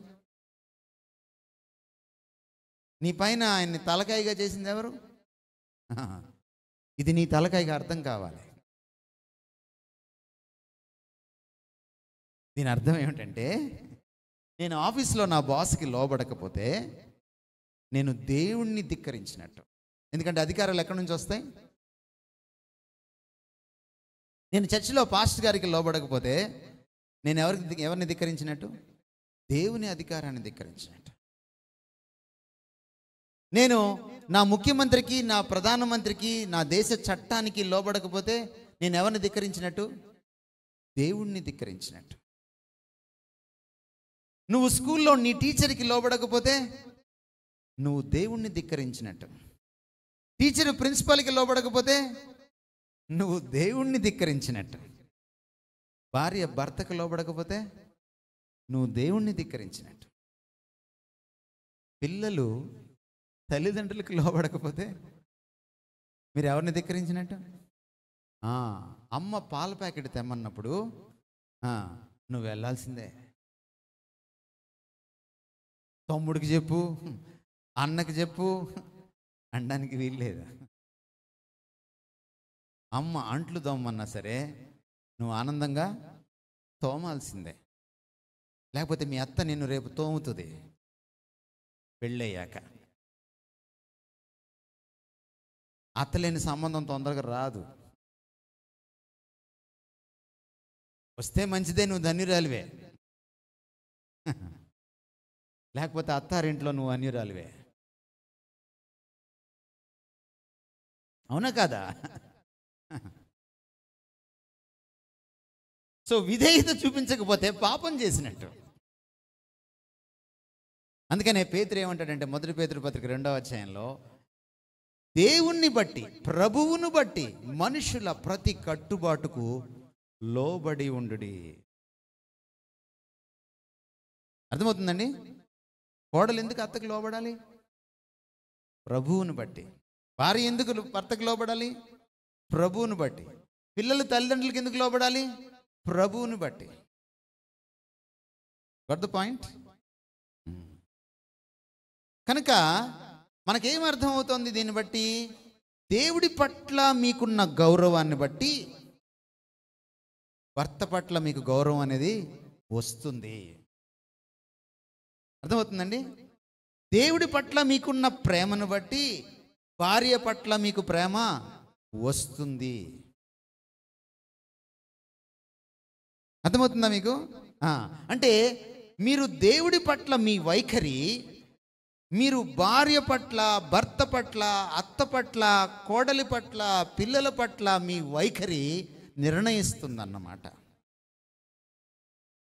అంతేకాదు పాస్టర్ గారి పట్ల, బాస్ పట్ల, ప్రధానమంత్రి పట్ల, కలెక్టర్ గారి పట్ల మీ వైఖరి దేవుడి పట్ల మీ వైఖరిని బట్టి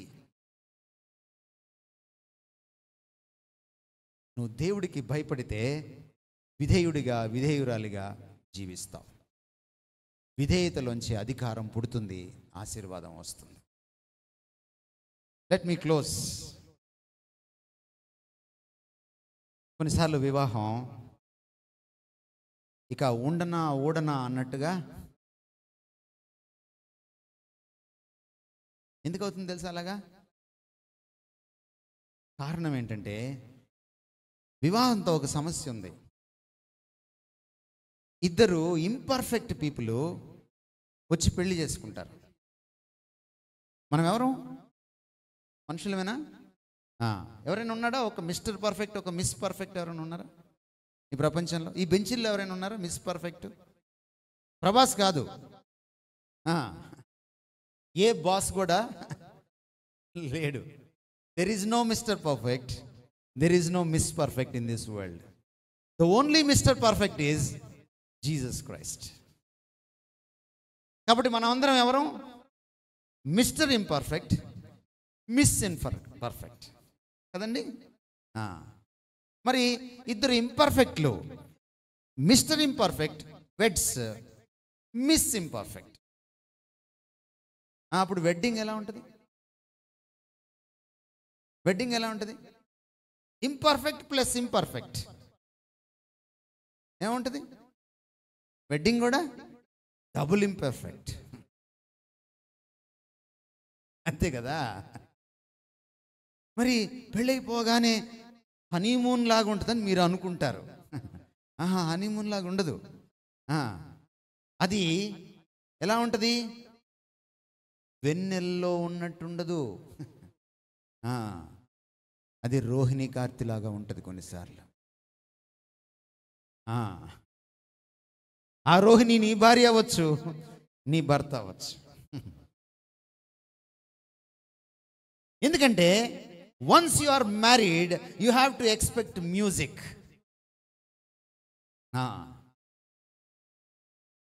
ఎందుకంటే రెండు ఇంపర్ఫెక్ట్లు కలిసాయి కాబట్టి.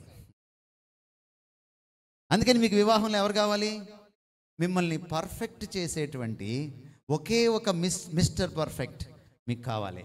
That's Jesus. యోహాను సువార్త 2వ అధ్యాయంలో ఒక మాట ఉంటుంది, Jesus was invited to their wedding. యేసు ఆ వివాహానికి పిలువబడ్డాడు. మనము చాలాసార్లు ఏం చేస్తామంటే వివాహ తంతుకు పిలుస్తాం యేసు ప్రభుని. వివాహం తంతు కాదు. తంతునామేనా అని మాంగళ్యం తంతునామేనా అని ఒక మంగళసూత్రం కట్టడానికి, అది తంతు కాదు. అది ఏమిటంటే జీవితాంతం ఉండేది. మీరు పిలవాల్సింది యేసుక్రీస్తుని వివాహ వేడుకకి కాదు, వివాహ జీవితంలోకి. ఎప్పుడైతే భర్త క్రీస్తుకి లోబడుతూ భార్యను ప్రేమించడం, క్రీస్తుని మోడల్గా పెట్టుకొని నేర్చుకుంటాడో, ఎప్పుడైతే భార్య క్రీస్తుకి లోబడుతూ ఆయన్ని మోడల్గా పెట్టుకొని భర్తను ప్రేమించడం, ఆయనకి విధేయత చూపించడం నేర్చుకుంటుందో ఆ వైవాహిక జీవితం క్రమేపీ పర్ఫెక్ట్ అవుతుంది. మన ఇంపర్ఫెక్ట్ బతుకుల్ని పర్ఫెక్ట్గా చేయగలిగింది వన్ అండ్ ఓన్లీ గాడ్. మీరు మలాకి గ్రంథం 2వ అధ్యాయం మీరు చదివితే మీకు అద్భుతమైన విషయాలు అక్కడ మాట్లాడతాడు దేవుడు. విడాకుల్ని నేను ద్వేషిస్తున్నాను అంటాడు. మీ వివాహానికి చాలాసార్లు చూడండి, కొంతమంది వచ్చి సంతకం పెడతారు. ఏం సంతకం అది? సాక్షి సంతకం కదండి. మీ వివాహంలో గొడవలు వచ్చినప్పుడు ఈ సాక్షులు ఏమవుతారు? కనపడతారా? కనపడరు. మరి వీళ్ళు ఎందుకు సంతకం పెడతారో తెలియదు. కానీ మలాకి గ్రంథంలో దేవుడు ఏమంటున్నాడంటే, అరే నీ వివాహానికి సాక్షి నేను, సంతకం పెట్టని అసలు సిసలు సాక్షిని నేను. నీ భార్యని కానీ నువ్వు సరిగ్గా చూడకపోతే నీ సంగతి నేను చూస్తా అంటున్నాడు దేవుడు. మలాకి గ్రంథం 2వ అధ్యాయంలో ఏమంటున్నాడు? నీ భార్యని నువ్వు సరిగా చూడకపోతే నీ సంగతి నేను చూస్తా. Take care. మనం ఎక్కడ స్టార్ట్ చేసాం? వివాహాన్ని ఎవరు నియమించారు? దేవుడు నియమించాడు.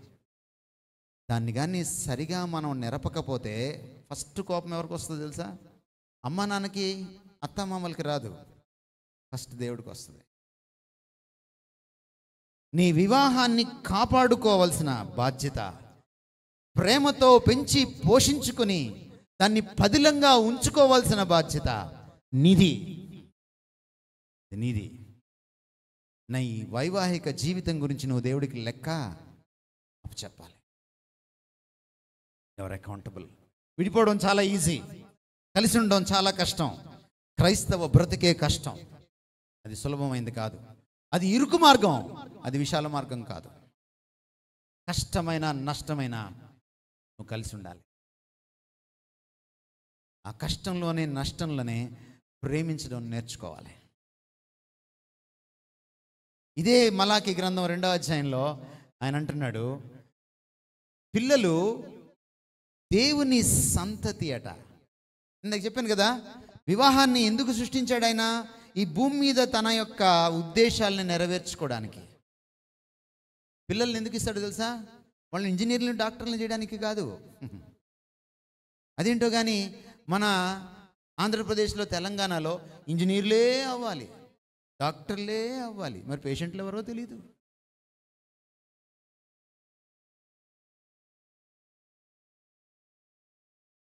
పిల్లల్ని ఎందుకు ఇస్తాడంటే దేవుడు, ఆయన పనులు ఈ భూమి మీద నెరవేరడానికి వాళ్ళు ఆయన చేతిలో బాణాలు,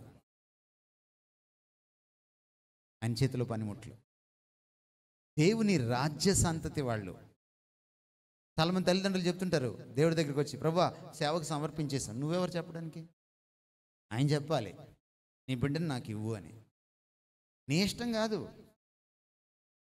నీ ఇష్టం కాదు. మనం చాలాసార్లు ఈ అన్య సంబంధమైన నేపథ్యం నుంచి వచ్చి అన్య దేవతలాగే దేవుడిలాగే మన దేవుడు ఉంటాడు అనుకుంటాం మనం. అందుకని దేవుడికి కూడా లంచం ఇవ్వడానికి ట్రై చేస్తాం మనం. ప్రభువా నాకు బిడ్డ పుట్టట్లేదు, పుడితే కనుక నీకు ఇచ్చేస్తాను ప్రభువా. ఏం అలా అనకపోతే ఎవడు ఆ బిడ్డని? అలా అనకపోతే ఆ బిడ్డ ఆయన బిడ్డ కాదా? గర్భఫలం ఎవరు బహుమానం? మరి బహుమానం అంటే ఇచ్చింది ఎవరు? నువ్వు సమర్పించినా సమర్పించకపోయినా ఆ బిడ్డ ఆయన బిడ్డే. నువ్వేంటి సమర్పించేది? ఏమడగాలంటే, ఆయన బిడ్డనిచ్చావు, బహుమానంగా ఇచ్చావు, గిఫ్ట్గా ఇచ్చావు, ఈ గిఫ్ట్తో నేను ఏం చేయాలి అని అడగాలి. నువ్వు కాదు ఆయనకి చెప్పాల్సింది, ఆయన నీకు చెప్పాలి. డాక్టర్ని చేయమంటావా, క్లర్క్ని చేయమంటావా, టీచర్ని చేయమంటావా, ఇంజనీర్ని చేయమంటావా, ప్రొఫెసర్ని చేయమంటావా, పాస్టర్కి చేయమంటావా? నువ్వు కాదు డిసైడ్ చేయాల్సింది, ఆయన. చాలాసార్లు మనం ఏం చేస్తామంటే పిల్లోడిని దేవుడికి ఇచ్చేస్తాం పుట్టంగానే. వాడు పెద్దోడు అయిన తర్వాత వాడు ఎవరికో ఇచ్చేసుకుంటాడు. వాడు పెద్దోడు అయిన తర్వాత నిన్నేం అడుగుతాడు? నన్ను అడిగావా? నీకు లేదు హక్కు. వాడు గిఫ్ట్. గిఫ్ట్ అంటే హక్కు ఎవరికి ఉంటుంది? ఇచ్చినోడికి ఉంటుంది. వాడు దేవుడికి పనికి రావాలి, ఆమె దేవుడికి పనికి రావాలి. కాబట్టి దేవుడిని అడగాలి. Let me close. మీరు ఒకవేళ మీ పెళ్ళి పెటాకులు అయ్యే పరిస్థితికి వచ్చినా, పెటాకులు అయిపోయినా, మీకు ఒక చిన్న సలహా ఇవ్వాలనుకుంటున్నాను. ఏంటంటే మీరు హోషేయ గ్రంథం చదవాలి. అదొక గ్రంథం ఉందని తెలుసా మీకు బైబిల్లో? హోషేయ ఎవరో తెలుసా? ప్రవక్త. ఎవరిని చేసుకున్నాడు? ఒక పతితను చేసుకున్నాడు. ప్రవక్త పతితను పెళ్ళాడాడు దేవుడు చెప్తే. ఈ కథ మనకేం తెలుస్తుంది, తెలియజెప్తుంది? క్షమ గురించి మాట్లాడుతోంది. వివాహంలో ఖచ్చితంగా, ఇందాక నేను చెప్పాను కదా, ఇద్దరు ఇంపర్ఫెక్ట్ పీపుల్ కలిస్తే కీచులాట, కొట్లాట ఉంటుంది. అప్పుడు ఏముంటుంది? కష్టం ఉంటుంది, గాయపరచుకోవడం ఉంటుంది. గాయపరుచుకున్న తర్వాత, కోపం తగ్గిపోయిన తర్వాత ఏం చేయాలి? ఏం చేయాలి? నువ్వే కట్టుకట్టాలి. ఎవడైతే గాయం చేశాడో వాడే కట్టుకట్టాలి. భార్య గాయం చేస్తే భర్తకి భార్య కట్టుకట్టాలి. గాయం ఎక్కడవుతుంది? గుండెల్లో అవుతుంది. మీరు అప్పుడప్పుడు పెళ్లి కాకముందు కాలేజీకి వెళ్ళేటప్పుడు ఒక హృదయం బొమ్మేసి దాంట్లోంచి ఒక యారో వెళ్ళిపోతూ ఉంటుంది, చూసారా మీరు? అప్పుడు మీకు గాయం అంటే ఏంటో తెలియదు. పెళ్ళైన తర్వాతనే యారో స్టార్ట్ అవుతాయి. అవి డైరెక్ట్గా గుండెలకే గుచ్చుకుంటాయి. కాలేజ్ అప్పుడు కాదు హృదయంలోకి యారోస్ వెళ్ళేది, పెళ్ళైన తర్వాత యారో స్టార్ట్ అవుతాయి. ఏం చేయాలి అప్పుడు? గాయం ఎవరు చేశారో వాళ్ళే గాయం కట్టాలి. ఒకవేళ కట్టకపోయినా క్షమించడం నేర్చుకోవాలి. హోషేయ కథ మనకేం చెప్తుందంటే, భార్యను మళ్ళీ మళ్ళీ క్షమించాడు. హోషేయ కథలో గొప్పవాడు హోషేయ కాదు. హోషేయ కథ మనకు చెప్పేది ఏమిటంటే, మనం మళ్ళీ మళ్ళీ పాపం చేస్తే దేవుడు మనల్ని మళ్ళీ మళ్ళీ క్షమిస్తాడు. దేవుడు ఎలాంటి వాడు? పాపం ఎరుగనివాడు, పరమ పవిత్రుడు, పాపాన్ని చూడలేనంత నిష్కలంకమైన కన్నులు కలిగిన వాడు. మనం ఎలాంటి వాళ్ళం? పాపమే తప్ప వేరేది ఎరగని వాళ్ళం. ఏమండి? నీతి ఎరగని వాళ్ళం, నీతి మాలిన వాళ్ళం, మళ్ళీ మళ్ళీ పాపంలో పడి పందిలాగా దొల్లే బ్యాచ్ మనం. పాపపు పందులం మనం. చేసిన తప్పే మళ్ళీ చేసే బ్యాచ్ మనం. ఈ పరమ పవిత్రుడు పరమ నీచుణ్ణి ఎన్నిసార్లు క్షమిస్తాడు? ఇప్పుడు భార్య భర్తల దగ్గరికి వద్దాం. భార్య ఎవరు? నీ తోటి పాపి, పాపంలో నీ కొలీగ్. భర్త ఎవరు? నీ తోటి పాపి, పాపంలో కొలీగ్. పాపం లేనోడు, పనికి మాలినోడిని, పాప పంకిలిన వాడిని అన్నిసార్లు క్షమిస్తే నీ కొలీగ్ని నువ్వు క్షమించలేవా? అదే హోషేయ గ్రంథం. ఏమంటే అర్థమైందా మీకు? ఎవరైనా విడాకులు తీసుకోవాలనుకుంటే ఒక 6 నెలలు హోషేయ గ్రంథం ధ్యానం చేయండి, మీకు క్షమించడం వస్తుంది. గుడ్ ఫ్రైడే చేసుకోవడం కాదు, ఆ క్షమ ఎంత గొప్పదో మీకు తెలిసిన నాడు భర్త భార్యని క్షమించడానికి ఒక ఫౌండేషన్ ఉంది ఇక్కడ. ఇతర మతాల్లో క్షమకి ఫౌండేషన్ లేదు, క్షమకి ఇన్స్పిరేషన్ లేదు, క్షమకి కారణం లేదు. కానీ యేసుక్రీస్తు సిలువలో క్షమకి పునాది ఉంది. క్షమించినప్పుడు పగిలిపోయే అద్దం లాంటి ఒక పెళ్ళి కూడా పగలకుండా బతికిపోతుంది. అర్థమవుతుందండి మీకు నేనేం చెప్తున్నాను? Thank you so much. మీరు చాలా పేషెంట్గా విన్నారు. ఇంకాసేపు చెప్పినట్టు మీరు పేషెంట్లు అయిపోతారు. కనుక ఇక్కడతో ముగించేస్తున్నాను.